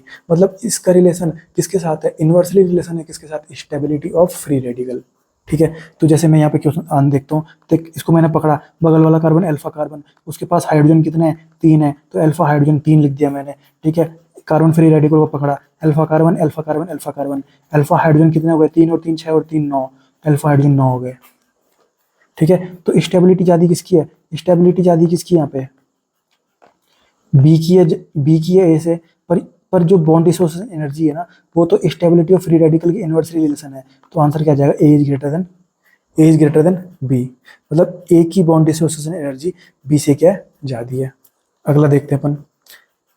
तो ये बॉन्ड डिसोसिएशन एनर्जी का कंसेप्ट यही है कि जो फ्री रेडिकल है उसकी स्टेबिलिटी निकालने अपने को आती है। तो स्टेबिलिटी अगर निकालनी आती है ना, तो उसको उल्टा कर देना, तो बॉन्ड डिसोसिएशन एनर्जी का आंसर अपना आ जाएगा। ठीक है, तो इससे रिलेटेड भी मैंने 5 क्वेश्चंस आपके लिए रखे हुए हैं, उन 5 क्वेश्चंस को भी आप अच्छे से प्रैक्टिस करोगे तो ये कंसेप्ट भी आपका क्या हो जाएगा, क्लियर हो जाएगा। ठीक है, फिर आता है कंसेप्ट नंबर 13, वो आता है अपना बॉइलिंग पॉइंट का। ठीक है, तो बॉइलिंग पॉइंट में अपने बस इतना देखना है कि अगर ब्रांचिंग हो रही होगी ना, ब्रांचिंग, तो बॉइलिंग पॉइंट क्या हो जाएगा, घट जाएगा। बॉइलिंग पॉइंट घट जाएगा अगर क्या हो रही होगी, ब्रांचिंग हो रही होगी। तो मतलब बॉइलिंग पॉइंट का ब्रांचिंग से इन्वर्सली रिलेशन है, इन्वर्सली। ठीक है, जैसे एन पेंटेन मतलब सीधी लाइन में। ठीक है, आइसोपेंटेन मतलब वी बनाना है अपने को। ठीक है, वाई बनाना है, सॉरी। ठीक है, और न्यू पेंटेन मतलब ऐसा प्लस जैसा बनाना होता है। ठीक है, ये मैंने आपको कॉमन नेमिंग जब पढ़ाई थी तो अच्छे से पढ़ाए हुए हैं। ठीक है, तो देख, जब मैं एन पेंटेन से आइसोपेंटेन में आया, आइसोपेंटेन से न्यू पेंटेन में आया, ठीक है, तो न्यू पेंटेन में आते तरफ मैंने देखा कि ब्रांचिंग बढ़ रही है, और ब्रांचिंग अगर बढ़ रही है तो बॉइलिंग पॉइंट ऑब्वियसली घट रहा होगा। ठीक है, तो ए का बॉइलिंग पॉइंट सबसे ज़्यादा होगा। बॉइलिंग पॉइंट सबसे ज़्यादा किसका होगा, ए का होगा, फिर बी का होगा और सी का होगा। और ये क्वेश्चन आपका कब का आया हुआ है, इसी साल 2024 में। ये सिंपल से कंसेप्ट से क्वेश्चन पूछा हुआ था, ये क्वेश्चन आया था 2024 में। तो बस अपने को इतना ध्यान रखना है कि ब्रांचिंग अगर बढ़ेगी ना, तो अपना बॉइलिंग पॉइंट घटेगा, क्योंकि बॉइलिंग पॉइंट का ब्रांचिंग के साथ इन्वर्सली रिलेशन है, उल्टा रिलेशन है बिल्कुल। ठीक है, तो ये अपने को ध्यान रखना है। इससे रिलेटेड मैंने 5 क्वेश्चन आपको दिए हुए हैं, ताकि बॉइलिंग पॉइंट का कंसेप्ट आपका पूरा अच्छे से बिल्कुल क्लियर हो जाए। ठीक है, फिर उसके बाद आता है कंसेप्ट नंबर 14। तो कंसेप्ट नंबर 14 अपना ये है, extended conjugation is more stable then cross conjugation. Extended conjugation मतलब होता है कंटिन्यूस कंजुगेशन, कंजुगेशन मतलब रेजोनेंस। ठीक है, extended conjugation is more stable then cross conjugation. अब ध्यान से देख, जैसे ये देख, डबल बॉन्ड फिर सिंगल बॉन्ड, फिर डबल बॉन्ड, फिर सिंगल बॉन्ड, फिर डबल बॉन्ड, फिर सिंगल बॉन्ड, फिर डबल बॉन्ड, फिर सिंगल बॉन्ड। मतलब बिल्कुल प्यार से चल रहा है, बिल्कुल प्यार से चल रहा है, कोई बीच में रिस्ट्रिक्शंस कुछ नहीं आ रही, कोई बीच में कुछ नहीं हो रहा। ठीक है, मतलब double bond single bond, double bond single bond, double bond single bond, आराम से चल रहा है, कोई दिक्कत नहीं, बिल्कुल कंटिन्यूअस चल रहा है। ठीक है, इसको बोलते हैं अपन एक्सटेंडेड कंजुगेशन। ठीक है, दूसरा क्या है देख, डबल बॉन्ड, फिर सिंगल बॉन्ड, फिर डबल बॉन्ड, खत्म, डबल बॉन्ड, फिर सिंगल बॉन्ड, फिर ये डबल बॉन्ड। मतलब बीच में ये क्या चल रहा है मेरे भाई, इसको बोलते हैं अपन, यहाँ पर कंजुगेशन तो हो रहा है, रेजोनेंस तो हो रहा है, पर इसको बोलते हैं अपन क्रॉस रेजुएशन, क्रॉस कंजुगेशन। ठीक है, और ज्यादा स्टेबल अपना कौन होता है, कंटिन्यूअस वाला, मतलब एक्सटेंडेड वाला। तो यहाँ पर ए क्या हो जाएगा, ज्यादा हो जाएगा बी से। ठीक है, मतलब ए क्या होगा, मोर स्टेबल होगा बी से, क्योंकि ए में अपना एक्सटेंडेड कंजुगेशन हो रहा है और बी में अपना क्या हो रहा है, क्रॉस कंजुगेशन। तो क्रॉस कंजुगेशन क्या होता है, कम स्टेबल होता है एक्सटेंडेड कंजुगेशन से। तो ये आपको कंसेप्ट बिल्कुल क्लियरिफाई हो गया। तो आज के बाद ये कभी डाउट अगर पूछेगा आपको, तो आपको पता है, दिमाग में आपको पता है सर एक्सटेंड वाला ज़्यादा होता है। ठीक है, तो इससे रिलेटेड 2 क्वेश्चंस मैंने आपके लिए रखे हुए हैं, तो वो 2 क्वेश्चंस आप प्रैक्टिस करोगे तो आपको कंसेप्ट नंबर 14 में भी कोई दिक्कत नहीं आने वाली। ठीक है, फिर आता है अपना कंसेप्ट नंबर 15, जो आएगा अपना application of aromaticity. Lecture number 2 में मैंने आपको एरोमेटिसिटी बहुत अच्छे से पढ़ाई थी, बिल्कुल जुगाड़ से पढ़ाई थी आपको, और सारे क्वेश्चंस पढ़ाए थे उसके। ठीक है, तो अब क्या करेंगे अपन, एरोमेटिसिटी की एप्लीकेशन देखेंगे। ठीक है, अब ध्यान से देख, पहला क्वेश्चन आया, which of the following compound is more acidic, more acidic compound कौन है इनमें से। ठीक है, अब देख, मैंने आपको बताया था एसिड अच्छा वो जो आसानी से क्या दे दे, H+ आयन दे दे। ठीक है, तो देख आसानी से H+ आयन कौन दे रहा है, ठीक, मान लो इसने भी H+ दे दिया, इसने भी अपना H+ दे दिया और इसने भी H+ दे दिया। तो अगर H+ लेके भाग गया, तो जहाँ पे वो बैठा था वो नेगेटिव नहीं हो जाएगा क्या, जहाँ पे वो H लगा हुआ था वो पार्ट नेगेटिव नहीं हो गया। तो देख यहाँ पे लगा हुआ था तो ये नेगेटिव कर दिया मैंने। ठीक है, H+ लेके भाग गया, और जहाँ पर H बैठा हुआ था वो पार्ट क्या हो गया, नेगेटिव हो गया। ठीक है, तो ये नेगेटिव हो गया क्योंकि H+ निकल गया। तो ये मैंने ऐसे बना लिए, ये मैंने ऐसे बना लिए। अब ध्यान से देख, 2 और 2 4, सर 4 में तो एंटी एरोमेटिक आता है, ये तो एंटी एरोमेटिक हो गया। सर 2 और 2 4 और 2 6, 6 में तो सर एरोमेटिक आता है, ये एरोमेटिक हो गया। सर यहाँ पर कोपचा खाली है, सर ये तो नॉन एरोमेटिक हो गया। बताया था मैंने, और आपको बताया था मैंने सबसे ज्यादा स्टेबिलिटी किसकी होती है, एरोमेटिक की होती है। तो देखिए यहाँ पर स्टेबिलिटी कितनी भयंकर हो रही है, मतलब H अगर चला जाएगा ना तो स्टेबिलिटी बहुत भयंकर मुझे मिल रही है। तो H का जाना ही कितना अच्छी बात है। तो H मेरे भाई तुम चले जाओ, क्योंकि हमको स्टेबिलिटी ज्यादा मिल रही है, एरोमेटिक आ रहा है फिर, क्योंकि एरोमेटिक की स्टेबिलिटी सबसे ज़्यादा होती है। इसलिए ये क्या हो जाएगा, सबसे ज़्यादा एसिडिक हो जाएगा, क्योंकि यहाँ पे H को भगाना बिल्कुल आसान है, क्योंकि H को भगा के ना स्टेबिलिटी यहाँ पे ज़्यादा मिल रही है। ठीक है, तो ये अपना आंसर आ जाएगा बी। ठीक है, ये बाकी मैं एंटी एरोमेटिक और एरोमेटिक ये कैसे बता रहा हूँ, ये मैंने आपको अच्छे से पढ़ा रखे हैं। अगर आपने पूरे लेक्चर देखे हुए हैं तो आपको समझ में आ रहा होगा। ठीक है, बाकी अगला क्वेश्चन आया, which of the following compound produces hydrogen gas when react with sodium. ठीक है, इनमें से कौन सा कंपाउंड है जिसको मैंने सोडियम के साथ अगर रिएक्ट कराया तो हाइड्रोजन गैस रिलीज होगी। ठीक है, तो इसमें कुछ नहीं करना, देख हाइड्रोजन को भगाया तो H+ लेके भाग गया, तो पीछे क्या छोड़ देंगे, माइनस चार्ज छोड़ देंगे वो, तो माइनस लगा दिया। ठीक है, तो ये भी बना देता हूँ, हाइड्रोजन H+ लेके भाग गया, पीछे माइनस छोड़ दिया उसने, हाइड्रोजन H+ लेके भाग गया, पीछे उसने माइनस छोड़ दिया। सर कोपचा खाली, सर ये तो नॉन एरोमेटिक है। सर 2 और 2 2 4 और 2 6, सर 6 आ गया, सर ये तो एरोमेटिक है। सर 2 और 2 4, सर ये तो एंटी एरोमेटिक है, एंटी एरोमेटिक है। ठीक है, तो जो सबसे स्टेबल है वो कौन सा, अपना एरोमेटिक। एरोमेटिक मतलब यहाँ से हाइड्रोजन निकालना आसान है, यहाँ से हाइड्रोजन निकालना आसान है, तो अपनी कहीं ना कहीं आंसर क्या होने वाला है, यही होने वाला है इसका। ठीक है, ध्यान रख लेना, जो सबसे ज़्यादा स्टेबल होगा। ठीक है, स्टेबल सबसे ज़्यादा कौन होता है, एरोमेटिक होता है, तो वही अपना क्या हो जाएगा, यहाँ पे आंसर हो जाएगा, क्योंकि यहाँ से H+ निकलना क्या होता है, आसान होता है। ठीक है, अब तीसरा क्वेश्चन आया, which of the following compound produces white precipitate of AgCl when react with aqueous AgNO3। ठीक है, अब देखिए इनमें इनमें क्लोरीन लगा हुआ है, क्लोरीन मतलब हैलोजन, हैलोजन का चार्ज क्या होता है, -1 होता है। तो हैलोजन अगर -1 चार्ज लेके भाग गए तो पीछे क्या छोड़ेंगे, पॉजिटिव चार्ज छोड़ेंगे। तो पीछे मैंने क्या छोड़ दिया, पॉजिटिव चार्ज छोड़ दिया, ये छोड़ दिया पॉजिटिव। पीछे क्या छोड़ दिया मैंने, पॉजिटिव चार्ज छोड़ दिया, ये छोड़ दिया पॉजिटिव। ठीक है, अब ध्यान से देख, सिर्फ इसमें 2 हैं, 2 मतलब एरोमेटिक। ठीक है सर, सर इसमें 4 हो गया, 4 मतलब एंटी एरोमेटिक। तो और एरोमेटिक ज़्यादा स्टेबल है, आंसर आ जाएगा ये। मतलब इन वालों क्वेश्चन में ना अपने को बस स्टेबल देखना होता है, अपने को स्टेबल देखना होता है। अगर H प्लस लगा हुआ है ना, H लगा हुआ है तो वो प्लस लेके भाग जाएगा, पीछे माइनस कर देना। और अगर कोई हेलोजन लगा हुआ है तो वो माइनस लेके भाग जाएगा, पीछे प्लस कर देना। फिर देखना कि ज़्यादा स्टेबल कौन है, तो जो ज़्यादा स्टेबल होगा ना तो वही आंसर आएगा। चाहे इसका क्वेश्चन ये हो कि वाइट प्रेसिपिटेट कौन दे रहा है जी सेल के साथ, या फिर इसका क्वेश्चन ये हो कि हाइड्रोजन गैस कौन रिलीज कर रहा है सोडियम के साथ रिएक्ट करने पे, ठीक है। तो आंसर इसका वही आता है कि जो ज़्यादा स्टेबल होगा अपना। और स्टेबल कौन होता है सबसे ज़्यादा? एरोमेटिक होता है, उसके बाद नॉन एरोमेटिक होता है, सबसे लीस्ट स्टेबल कौन होता है अपना? एंटी एरोमेटिक होता है, ठीक है। तो ये अपना हो जाएगा। और इससे रिलेटेड मैंने आपको 5 क्वेश्चंस और दिए हुए हैं, तो उन 5 क्वेश्चंस को भी आज प्रैक्टिस कर लोगे तो आपका ये 15th number concept application of aromaticity complete pack हो जाएगा नीट 2025 के लिए, ताकि यहाँ से कोई क्वेश्चन आएगा तो वो आपका अटकने वाला नहीं है। अगला कंसेप्ट मैं देखता हूँ, टाइप्स ऑफ रिएक्शन, रिएक्शन के टाइप और ये कहाँ कहाँ देखने को मिलता है, ठीक है। तो देख, electrophilic addition reaction, electrophilic addition reaction और न्यूक्लियोफिलिक एडिशन रिएक्शन, दो हो गई। अब फिर देख, electrophilic substitution reaction, nucleophilic substitution reaction, free radical substitution reaction, ठीक है। Electrophilic addition reaction, nucleophilic addition reaction, ठीक है। तो एडिशन रिएक्शन खत्म हो गई। फिर इलेक्ट्रोफिलिक सब्स्टिट्यूशन रिएक्शन, फिर न्यूक्लियोफिलिक सब्स्टिट्यूशन रिएक्शन, फिर फ्री रेडिकल सब्स्टिट्यूशन रिएक्शन। तो ये 5 अपने को ध्यान रखनी है। हालांकि इनके बारे में मैं आगे पढ़ूंगा, जैसे चैप्टर में ये आते रहेंगे, ठीक है। बाकी फिलहाल अभी मैं ये देख रहा हूँ कि ये कहाँ कहाँ देखने को मिलते हैं, ठीक है। तो सबसे पहले नीचे से स्टार्ट कर रहा हूँ मैं। तो जो फ्री रेडिकल सब्स्टिट्यूशन रिएक्शन होता है ना, वो अपना देखने को मिलता है एल्केन में। फ्री रेडिकल सब्स्टिट्यूशन रिएक्शन कहाँ देखने को मिलता है? एल्केन में, ठीक है। इलेक्ट्रोफिलिक एडिशन रिएक्शन देखने को मिलता है एल्कीन और एल्काइन में, ठीक है। न्यूक्लियोफिलिक एडिशन रिएक्शन देखने को मिलता है कार्बोनिल कंपाउंड में। कार्बोनिल कंपाउंड का मतलब होता है ये, जिसमें C डबल बॉन्ड O हो। तो ये एल्डिहाइड होते हैं और कीटोन होते हैं, कार्बोनिल कंपाउंड। इनमें अपने को देखने को मिलेगा न्यूक्लियोफिलिक एडिशन रिएक्शन, ठीक है। फिर बेंजीन और बेंजीन के डेरिवेटिव्स में देखने को मिलता है इलेक्ट्रोफिलिक सब्स्टिट्यूशन रिएक्शन। किसी भी कंपाउंड में बेंजीन बना हो ना, उसमें अपने को देखने को मिलेगा इलेक्ट्रोफिलिक सब्स्टिट्यूशन रिएक्शन, ठीक है। और एल्काइल हैलाइड, ये एल्काइल, ये हैलाइड, एल्काइल हैलाइड में देखने को मिलता है अपना न्यूक्लियोफिलिक सब्स्टिट्यूशन रिएक्शन, ठीक है। एक बार नीट में तो डिक्टो यही आ गया था, क्वेश्चन पूछ लिया था एल्काइल हैलाइड में कौन सी रिएक्शन देखने को मिलती है, तो उसका आंसर आया था न्यूक्लियोफिलिक सब्स्टिट्यूशन रिएक्शन, ठीक है।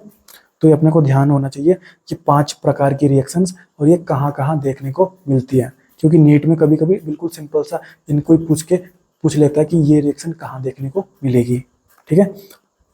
तो इनसे रिलेटेड मैंने आपके लिए 5 क्वेश्चंस तैयार किए हुए हैं, तो वो 5 क्वेश्चंस भी आप प्रैक्टिस करोगे ना तो आपका ये कंसेप्ट भी क्या हो जाएगा? पूरा पैक हो जाएगा, ठीक है। उसके बाद आते हैं अपन कंसेप्ट नंबर 17 की तरफ। तो कंसेप्ट नंबर 17 अपना है रिएक्टिविटी ऑफ, किसकी रिएक्टिविटी? देख, इसमें भी इलेक्ट्रोफाइल लगा हुआ है, इसमें भी इलेक्ट्रोफाइल लगा हुआ है, इसमें भी इलेक्ट्रोफाइल। तो इलेक्ट्रोफाइल वाला कुछ भी आ जाए, electrophilic addition reaction, electrophilic substitution reaction, या सिर्फ इलेक्ट्रोफाइल ही आ गया ना, तो अपने को देखना है स्टेबिलिटी ऑफ कार्बोकैटायन। कार्बोकैटायन की स्टेबिलिटी का जो आंसर आएगा ना, वही इनकी रिएक्टिविटी का आंसर आ जाएगा, ठीक है। और दूसरा, अगर न्यूक्लियोफाइल वाला है, न्यूक्लियोफाइल वाला, तो अपने को देखना होता है कार्बो एनायन का। किसकी स्टेबिलिटी देखनी होती है? कार्बो एनायन की। बस एक एक्सेप्शन याद रख लेना, SN1। SN1 में कार्बोकैटायन का देखना होता है। जो न्यूक्लियोफिलिक सब्स्टिट्यूशन रिएक्शन होती है ना, NSR, वो 2 टाइप की होती है, SN1 रिएक्शन और SN2 रिएक्शन। तो SN1 ना स्टेबिलिटी ऑफ कार्बोकैटायन में डिपेंड करती है, और SN2 जो होती है ना, वो स्टेबिलिटी ऑफ कार्बो एनायन में, ठीक है। ये अपने को ध्यान रखना है। बाकी इनके बारे में हम डिटेल में आगे लेक्चर्स में पढ़ेंगे, जैसे जैसे अपन आगे बढ़ते रहेंगे ना। अभी बस मैंने आपको ये ब्रीफ इंट्रोडक्शन दिया है इसके बारे में। इससे रिलेटेड मैंने 10 क्वेश्चंस आपको दिए हैं, और 10 क्वेश्चंस PYQ क्वेश्चंस भी हो सकते हैं और NCERT बेस्ड क्वेश्चंस हैं। तो उन क्वेश्चंस को आप प्रैक्टिस करोगे तो ये वाला जो कंसेप्ट नंबर 17 है, ये आपका पूरा अच्छे से पैक हो जाएगा, तैयार हो जाएगा, ठीक है। समझ में आ गया? ठीक है। अब उसके बाद आता है कंसेप्ट नंबर 18। कंसेप्ट नंबर 18 है अपना प्रोटोनेशन कंसेप्ट। कौन सा? प्रोटोनेशन। प्रोटोन का मतलब क्या होता है? प्रोटोन मतलब H+, प्रोटोन का मतलब H+। अब ध्यान से देख, जैसे ये ईथर है अपने पास ना, ईथर मतलब ROR, तो ये R लगा हुआ है, फिर O और फिर ये R। तो ऑक्सीजन के पास देख लोन पेयर है, हालांकि ऑक्सीजन के पास एक और लोन पेयर होगा, क्योंकि देख 1 electron 2 electron 3 electron 4 electron 5 electron 6 electron 7 electron 8 electron, तो 8 इलेक्ट्रॉन होने चाहिए टोटल। तो 2 लोन पेयर होंगे, एक ये और एक ये, पर फिलहाल मैं एक हटा दे रहा हूँ, ठीक है। अब देख, तो प्रोटोनेशन का मतलब क्या हुआ ना, ये जो लोन पेयर लगा हुआ है ना ऑक्सीजन की खोपड़ी में, ये भागेगा। जब ये लोन पेयर यहाँ से भागेगा ना, तो वहां पर क्या आएगा, प्लस चार्ज आएगा, मतलब H प्लस आएगा, प्रोटोन आएगा। ऑक्सीजन, ऑक्सीजन क्या है, मोर इलेक्ट्रोनेगेटिव है, तो वहां पर हाइड्रोजन वहीं पे तो चिपकेगा ना, क्योंकि हाइड्रोजन की खोपड़ी में प्लस चार्ज है, तो प्लस वाला माइनस पे हो जाएगा। और H प्लस जब ऑक्सीजन पे जुड़ जाएगा उसको बोलते हैं प्रोटोनेशन, ठीक है। तो ऑक्सीजन की खोपड़ी में क्या लगा हुआ है, लोन पेयर लगा हुआ है। लोन पेयर जब भागेगा, जब ही वहां पे हाइड्रोजन चिपक पाएगा, जब भी वहां पर हाइड्रोजन लग पाएगा, ठीक है। और उसको क्या बोलते हैं अपन, प्रोटोनेशन।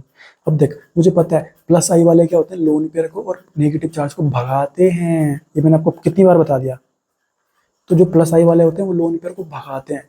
तो प्लस आई वाले अगर आएंगे तो लोन पेयर भाग जाएगा, और लोन पेयर भाग गया तो वहां पर H प्लस चिपक जाएगा और प्रोटोनेशन हो जाएगा, सिंपल बात है।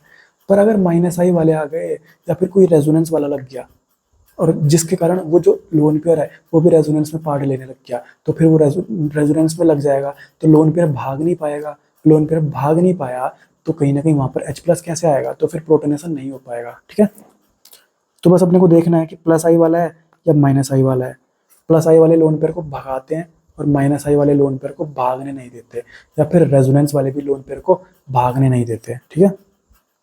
और जब लोन पेयर भागेगा तभी वहां पे H प्लस चिपक पाएगा, और H प्लस वहां पे चिपका तभी मैं बोल सकता हूँ कि वहां पर क्या हुआ, प्रोटोनेशन हो गया, ठीक है। तो देख question, the compound that is most difficult to protonate. इन्होंने 4 ऑप्शन दे रखे हैं, बोल रहे हैं कि इनमें से सबसे ज्यादा डिफिकल्ट प्रोटोनेशन कहाँ पर है। डिफिकल्ट प्रोटोनेशन का मतलब मैं ये बोल सकता हूँ क्या, कि लोन पेयर को भगाना, लोन पेयर को भगाना क्या मुश्किल, क्योंकि लोन पेयर नहीं भागेगा ना, तभी तो प्रोटोनेशन नहीं हो पाएगा, तभी तो डिफिकल्ट है प्रोटोनेशन। तो देख, ये CH3 लगा हुआ है, CH3 तो सर प्लस आई होता है, प्लस आई वाले लोन पेयर को भगाते हैं। ये लोन पेयर बना दिया मैंने, प्लस आई वाले लोन पेयर को भगाते हैं, तो ये तो इसको भगा देगा और ये इसको भगा देगा, तो वहाँ पे H प्लस आयन जुड़ जाएगा, तो प्रोटोनेशन तो आराम से हो जाएगा, ठीक है। यहाँ पर दो दो लोग भगाने वाले हैं, ये भी भगा देगा, ये तो यहाँ पर तो भगाने की और भयंकर पावर है, ठीक है। तो यहाँ पर तो प्रोटोनेशन और आसानी से हो जाएगा। पर ध्यान से देखिए, यहाँ पे फिनाइल लगा हुआ है, फिनाइल मतलब C6H5, ये है फिनाइल। अब ध्यान से देखिए, डबल बॉन्ड, फिर सिंगल बॉन्ड, फिर लोन पेयर, मतलब लोन पेयर रेजोनेंस में आ गया। अब ये बोल रहे हैं ना रेजोनेंस वाले कि लोन पेयर तुम हमारे साथ रेजोनेंस ही करते रहो, तुमको भागने नहीं दिया जाएगा। अब लोन पेयर भाग नहीं पाएगा तो वहां पर प्रोटोनेशन कैसे हो पाएगा। तो यहाँ पर देख, बहुत डिफिकल्ट सिचुएशन बन चुकी है प्रोटोनेशन के लिए। तो आंसर क्या आ जाएगा इसका, डी आ जाएगा, क्योंकि यहाँ पे पूछा हुआ था मोस्ट डिफिकल्ट टू प्रोटोनेट, सबसे ज्यादा दिक्कत कहाँ पे आने वाली है प्रोटोनेशन कराने में। समझ में आ गया, ठीक है। और ये क्वेश्चन मेरा नीट 2019 में आया था। तो मैं उम्मीद करता हूँ कि आपको प्रोटोनेशन कंसेप्ट समझ में आ गया होगा। इससे रिलेटेड मैंने 3 क्वेश्चन आपको प्रैक्टिस के लिए दिए हुए हैं, वो प्रैक्टिस आप कर लोगे तो प्रोटोनेशन का कंसेप्ट आपका पूरा क्लियर हो जाएगा। अब अगला आता है अपना रेजोनेंस एनर्जी। कौन सी एनर्जी सर, रेजोनेंस एनर्जी, ठीक है। अब देख, मेरे को पता होना चाहिए, देख रेजोनेंस जहाँ पर ज़्यादा स्टेबल होगा ना, जहाँ पर रेजोनेंस क्या हो रहा है, ज़्यादा स्टेबल होगा ना, वहाँ पर रेजोनेंस एनर्जी भी क्या होगी, ज़्यादा होगी। मतलब रेजोनेंस ज़्यादा स्टेबल हुआ तो रेजोनेंस एनर्जी भी क्या होगी, ज़्यादा होगी, ठीक है। एग्जाम्पल में देखते हैं। अब देख, ये बेंजीन है और ये नेप्थलीन है, तो नेप्थलीन में 2 बेंजीन रहते हैं ना, तो वहाँ पे और भयंकर ज़्यादा क्या हो रहा है, रेजोनेंस हो रहा है। तो रेजोनेंस ज़्यादा स्टेबल कहाँ पर है, नेप्थलीन में है ना, तो रेजोनेंस एनर्जी ज़्यादा किसकी होगी, नेप्थलीन की होगी। समझ में आया, ठीक है। अब इसमें देख, ये तो क्या अपना एरोमेटिक है, क्योंकि इसमें 6 आ रहे हैं ना, 2 और 2 4 और 2 6। पर ये देख, ये तो ओपन है, ओपन मतलब ये कहीं ना कहीं क्या हो जाएगा, नॉन एरोमेटिक हो जाएगा, ठीक है। तो ज़्यादा स्टेबल एरोमेटिक होता है कि नॉन एरोमेटिक होता है, सर एरोमेटिक होता है। मतलब एरोमेटिक में रेजोनेंस क्या स्टेबलाइज्ड है, तो यहाँ पर रेजोनेंस एनर्जी भी क्या होगी, ज़्यादा होगी। देख, 3 डबल बॉन्ड तो यहाँ भी थे और 3 डबल बॉन्ड इधर भी थे, पर फिर भी ज़्यादा स्टेबल कौन हुआ, एरोमेटिक वाला हुआ। तो वहाँ पे मतलब रेजोनेंस क्या स्टेबल है, स्टेबलाइज्ड है, तो यहाँ पर रेजोनेंस एनर्जी भी क्या हो जाएगी, ज़्यादा हो जाएगी, ठीक है। अगला देखते हैं अपन, इसमें भी 2 डबल बॉन्ड है और यहाँ पर भी 2 डबल बॉन्ड है, पर ये देख इसमें 4 आ रहा है, 4 मतलब एंटी एरोमेटिक, और ये तो क्या है, ओपन चेन है, तो मैंने इसको नॉन एरोमेटिक बोल दिया। अब देख, नॉन एरोमेटिक ज़्यादा स्टेबल हुआ कि anti aromatic sir, non aromatic ज़्यादा स्टेबल होता है। तो स्टेबल नॉन एरोमेटिक ज़्यादा है, मतलब यहाँ पर रेजोनेंस ज़्यादा स्टेबल है, तो रेजोनेंस एनर्जी भी यहाँ पे क्या होगी, ज़्यादा होगी, रेजोनेंस एनर्जी ज़्यादा हो जाएगी। ठीक है, अगला क्वेश्चन देख। अब देख यहाँ पर फ्लोरीन के पास एक लोन पेयर, दो लोन पेयर, सॉरी एक इलेक्ट्रॉन दो इलेक्ट्रॉन, तो तीन यहाँ पे क्या होंगे, लोन पेयर होंगे, एक इलेक्ट्रॉन दो इलेक्ट्रॉन। क्लोरीन के पास भी तीन क्या होंगे, लोन पेयर होंगे। अब देख यहाँ पर रेजोनेंस हो रहा है क्या, देख डबल बॉन्ड, फिर सिंगल बॉन्ड, फिर लोन पेयर, तो double bond lone pair resonance हो रहा है। ठीक है, यहाँ पर भी और इसमें भी double bond lone pair resonance हो रहा है। ठीक है, अब ध्यान से देख, तो ज़्यादा कहाँ पर होगा और कम कहाँ पर होगा। देखिए कार्बन है ना, कार्बन कौन से पीरियड में आता है, सेकंड पीरियड में आता है सर। फ्लोरीन कौन से पीरियड में आता है सर, सेकंड पीरियड में आता है। ठीक है सर, यहाँ पर कार्बन कौन से पीरियड में आता है, सेकंड पीरियड में आता है। ठीक है, क्लोरीन कौन से पीरियड में आता है सर, थर्ड पीरियड में आता है। अरे मेरे भाई, जो सेकंड पीरियड का बंदा है वो थर्ड पीरियड के पीछे अगर पड़ा रहेगा ना, तो बहुत दिक्कत है, उसको बहुत मशक्कत करनी पड़ेगी भाई, बहुत मतलब टाइम लगाना पड़ेगा। और मतलब सेकंड पीरियड, कोई सेकंड पीरियड का थर्ड पीरियड के पीछे पड़ा हुआ है। ठीक है, तो यहाँ पे दिक्कत आने वाली है। तो जो अच्छा रेजोनेंस होगा वो कहाँ पे होगा, सेकंड, मतलब अपनी क्लास में ही, मतलब अपने साथ के बंदों के साथ ही। कार्बन सेकंड पीरियड का है, फ्लोरीन भी सेकंड पीरियड का है, भाई यहीं पे खेलो, अपने साथ वालों के साथ ही रहो। ठीक है, तो ज़्यादा अच्छा क्या होगा, तुम्हारा रेजोनेंस होगा। तो यहाँ पर रेजोनेंस क्या स्टेबलाइज्ड है, कहाँ पर, फ्लोरीन के साथ। ठीक है, तो यहाँ पर अपनी रेजोनेंस एनर्जी भी क्या हो जाएगी, ज़्यादा हो जाएगी, क्योंकि यहाँ पे दोनों सेम पीरियड के हैं ना, फ्लोरीन भी सेकंड पीरियड का और कार्बन भी सेकंड पीरियड का। ठीक है, तो आंसर क्या आ जाएगा इसका, ए इज ग्रेटर देन बी। ठीक है, तो मैं उम्मीद करता हूँ कि रेजोनेंस एनर्जी भी आपको समझ में आया होगा। अपने को बस ये देखना है कि रेजोनेंस ज़्यादा स्टेबलाइज्ड कहाँ पे है, स्टेबल कहाँ पे है रेजोनेंस। रेजोनेंस जहाँ पे ज़्यादा स्टेबल होगा ना, वहाँ पर रेजोनेंस एनर्जी भी क्या होगी, ज़्यादा होगी। और इससे रिलेटेड मैंने आपको 5 क्वेश्चंस दिए हुए हैं, इन 5 क्वेश्चंस को आप प्रैक्टिस करोगे तो रेजोनेंस एनर्जी में आपको कोई भी क्वेश्चंस कभी भी मात नहीं दे सकता। ठीक है, उसके बाद अगला कंसेप्ट पढ़ते हैं, फ्राइज रूल। कौन सा रूल, फ्राइज रूल। तो ये फ्रेंच फ्राइज नहीं है। ठीक है, अब देख, तो फ्राइज रूल कब है ना, जब अपना पॉलीन्यूक्लियोटाइड फ्यूज्ड रिंग हो, जब अपने पॉलीन्यूक्लियोटाइड फ्यूज्ड मतलब चिपके हुए हैं, जैसे एक बेंजीन ही है एक बेंजीन ही है, दोनों को चिपका दिया, नेप्थलीन बन गया। ठीक है, वो बोलते हैं अपन फ्यूज्ड रिंग्स। तो इसमें अपने को क्या देखना है, देख जितनी ज्यादा बेंजीन रिंग ना, जितनी ज्यादा बेंजीन रिंग उतनी ज्यादा स्टेबिलिटी, बेंजीन रिंग जितनी ज्यादा उतनी ज्यादा स्टेबिलिटी। देख, जितना ज़्यादा बेंजीन रिंग उतना ज़्यादा स्टेबल। ठीक है, अब देख ये बेंजीन है, ये बेंजीन नहीं है, ये बेंजीन है, ये भी बेंजीन है, क्योंकि देख बीच वाला डबल बॉन्ड दोनों जगह शेयर हो रहा है ना, तो दोनों बेंजीन। ठीक है, तो यहाँ पर दो बेंजीन हो गए, तो ज़्यादा स्टेबल कौन हो गया, अपना बी हो गया, क्योंकि उसके पास दो बेंजीन है। ठीक है, मैंने आपको बताया जितनी ज़्यादा बेंजीन रिंग उतना ज़्यादा स्टेबल। अब एंथ्रासीन में देखते हैं, देखो ए वाला और बी वाला दोनों के दोनों क्या नेप्थलीन है, दोनों के दोनों नेप्थलीन है। पर नेप्थलीन में भी बेंजीन रिंग, बी वाले में दो बेंजीन रिंग है और ए वाले में सिर्फ एक बेंजीन है, तो बी वाला क्या होगा, ज़्यादा स्टेबल होगा अपना। ठीक है, अब देख इसमें, देख ये बेंजीन है, बेंजीन नहीं है, बेंजीन नहीं है, बेंजीन है, ये भी बेंजीन है, नहीं है बेंजीन, क्योंकि जो डबल बॉन्ड है ये दोनों में शेयर हो रहा है। ठीक है, तो यहाँ पे बी क्या हो जाएगा, अपना ज़्यादा स्टेबल हो जाएगा ए से, क्योंकि बी के पास ज़्यादा बेंजीन है, दो बेंजीन है उसके पास, और ए के पास सिर्फ एक बेंजीन है। तो जितनी ज़्यादा बेंजीन रिंग होगी उतना ज़्यादा स्टेबल होगा अपना। ठीक है, तो B is more stable than A, हालांकि दोनों क्या है, एंथ्रासीन ही है। ठीक है, तो ये प्राइस रूल यही सिंपल सा है अपना, कि जितनी ज़्यादा बेंजीन रिंग दिखेंगी उतना ज़्यादा अपने को क्या बोलना है, स्टेबल बोलना है। ये तब के लिए यूज़ है जब दोनों सब एक दूसरे से फ्यूज्ड होंगे। ठीक है, फ्यूज्ड के लिए होता है ये फ्यूज्ड लिखा हुआ देखो।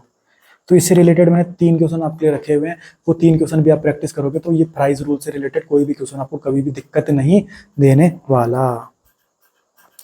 अब अगला रूल आता है अपना ब्रेड्स रूल। कौन सा रूल, ब्रेड्स रूल।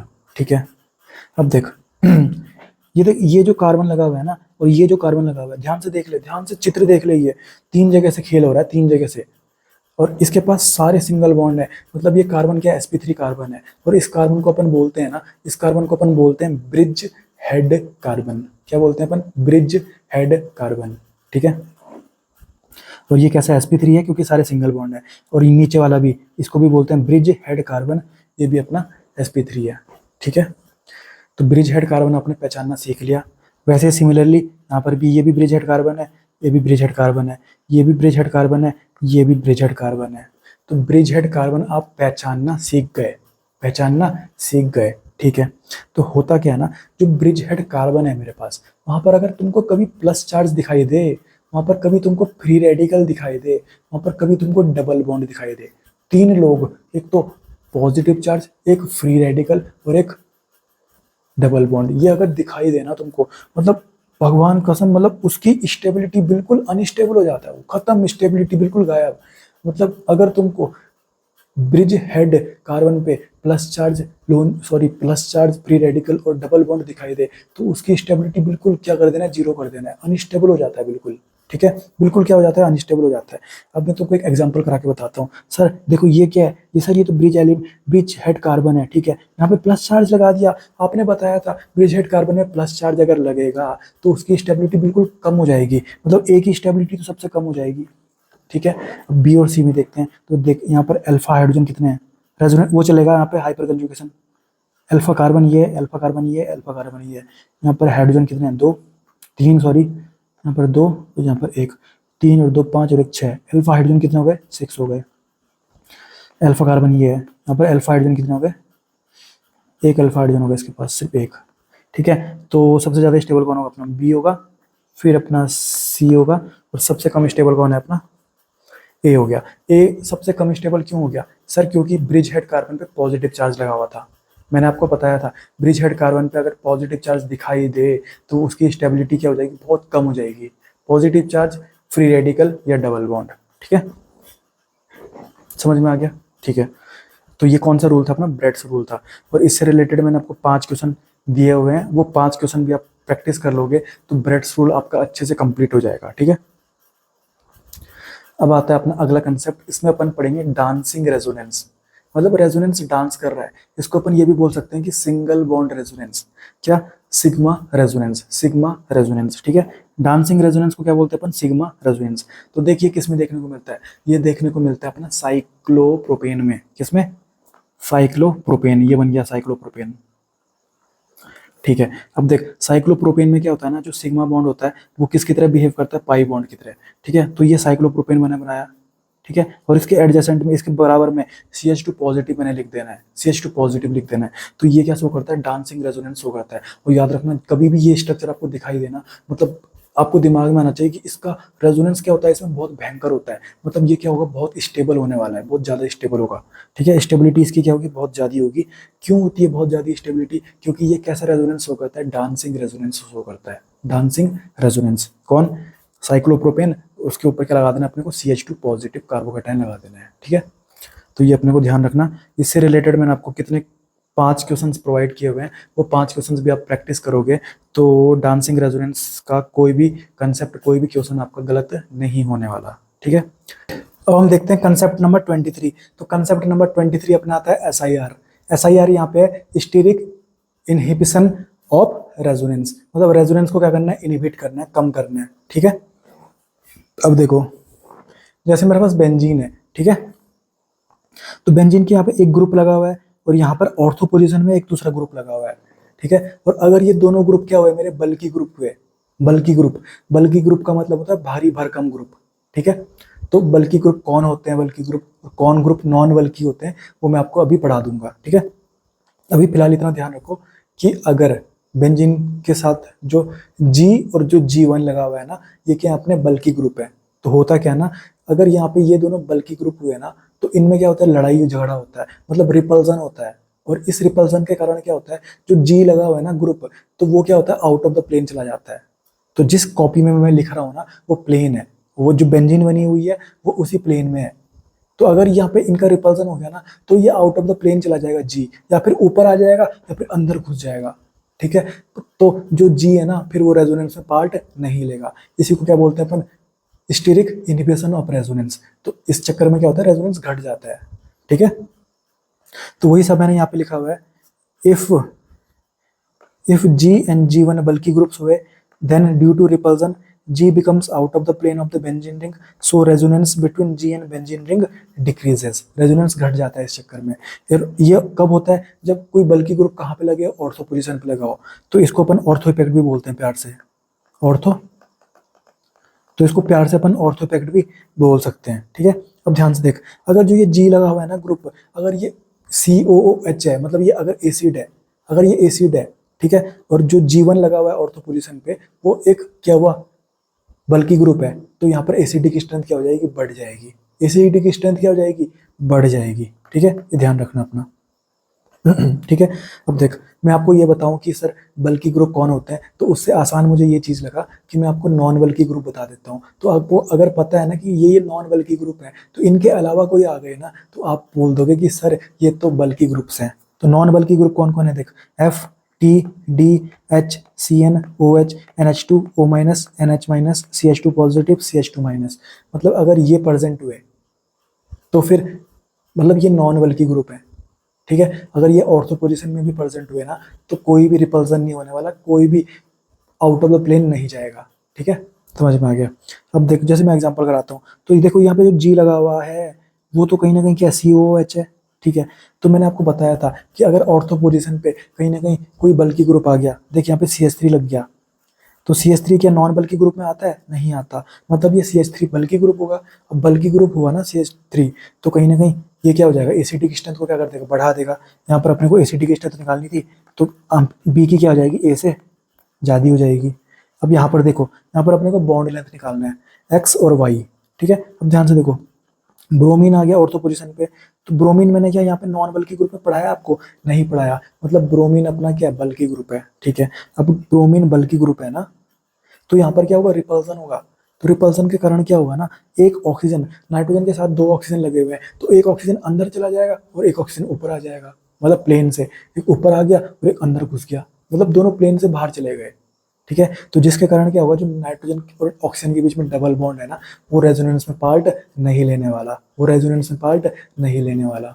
ठीक है, बाकी अगर मैं यहाँ की बात करूँ बी की, तो यहाँ पर तो ऑर्थो पोजीशन में कोई लगा ही नहीं है, तो यहाँ पर तो आराम से जो नाइट्रोजन और ऑक्सीजन के बीच में डबल बॉन्ड है वो रेजोनेंस में पार्ट लेगा बेंजीन के साथ, कोई दिक्कत नहीं है। और अगर रेजोनेंस में पार्ट लेगा, तो जब मैंने आपको बॉन्ड लेंथ वाला कंसेप्ट पढ़ाया था, मैंने बताया था जो ये वाई है ना, तो ये अब सिंगल बॉन्ड तो मुझे दिख रहा है, पर ये पूरा रेजोनेंस में चल रहा है, तो जो सिंगल बॉन्ड दिख रहा है वो सिंगल बॉन्ड नहीं है, वो क्या है, मेरा पार्सली डबल बॉन्ड है।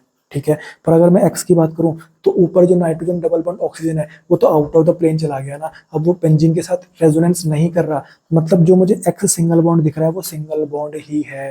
ठीक है, समझ में आ गया होगा आपको। ठीक है, तो बॉन्ड लेंथ अपने को पता है सिंगल बॉन्ड की क्या होती है, ज्यादा होती है, तो मैं बोल दूंगा इसकी A is greater than B, मैं बोल दूंगा sir X is greater than Y bond length. ठीक है, तो ये अपना क्या है, स्टीरिक इनहिबिशन ऑफ रेजोनेंस। इसके क्वेश्चंस मैं आपको बहुत सारे दूंगा।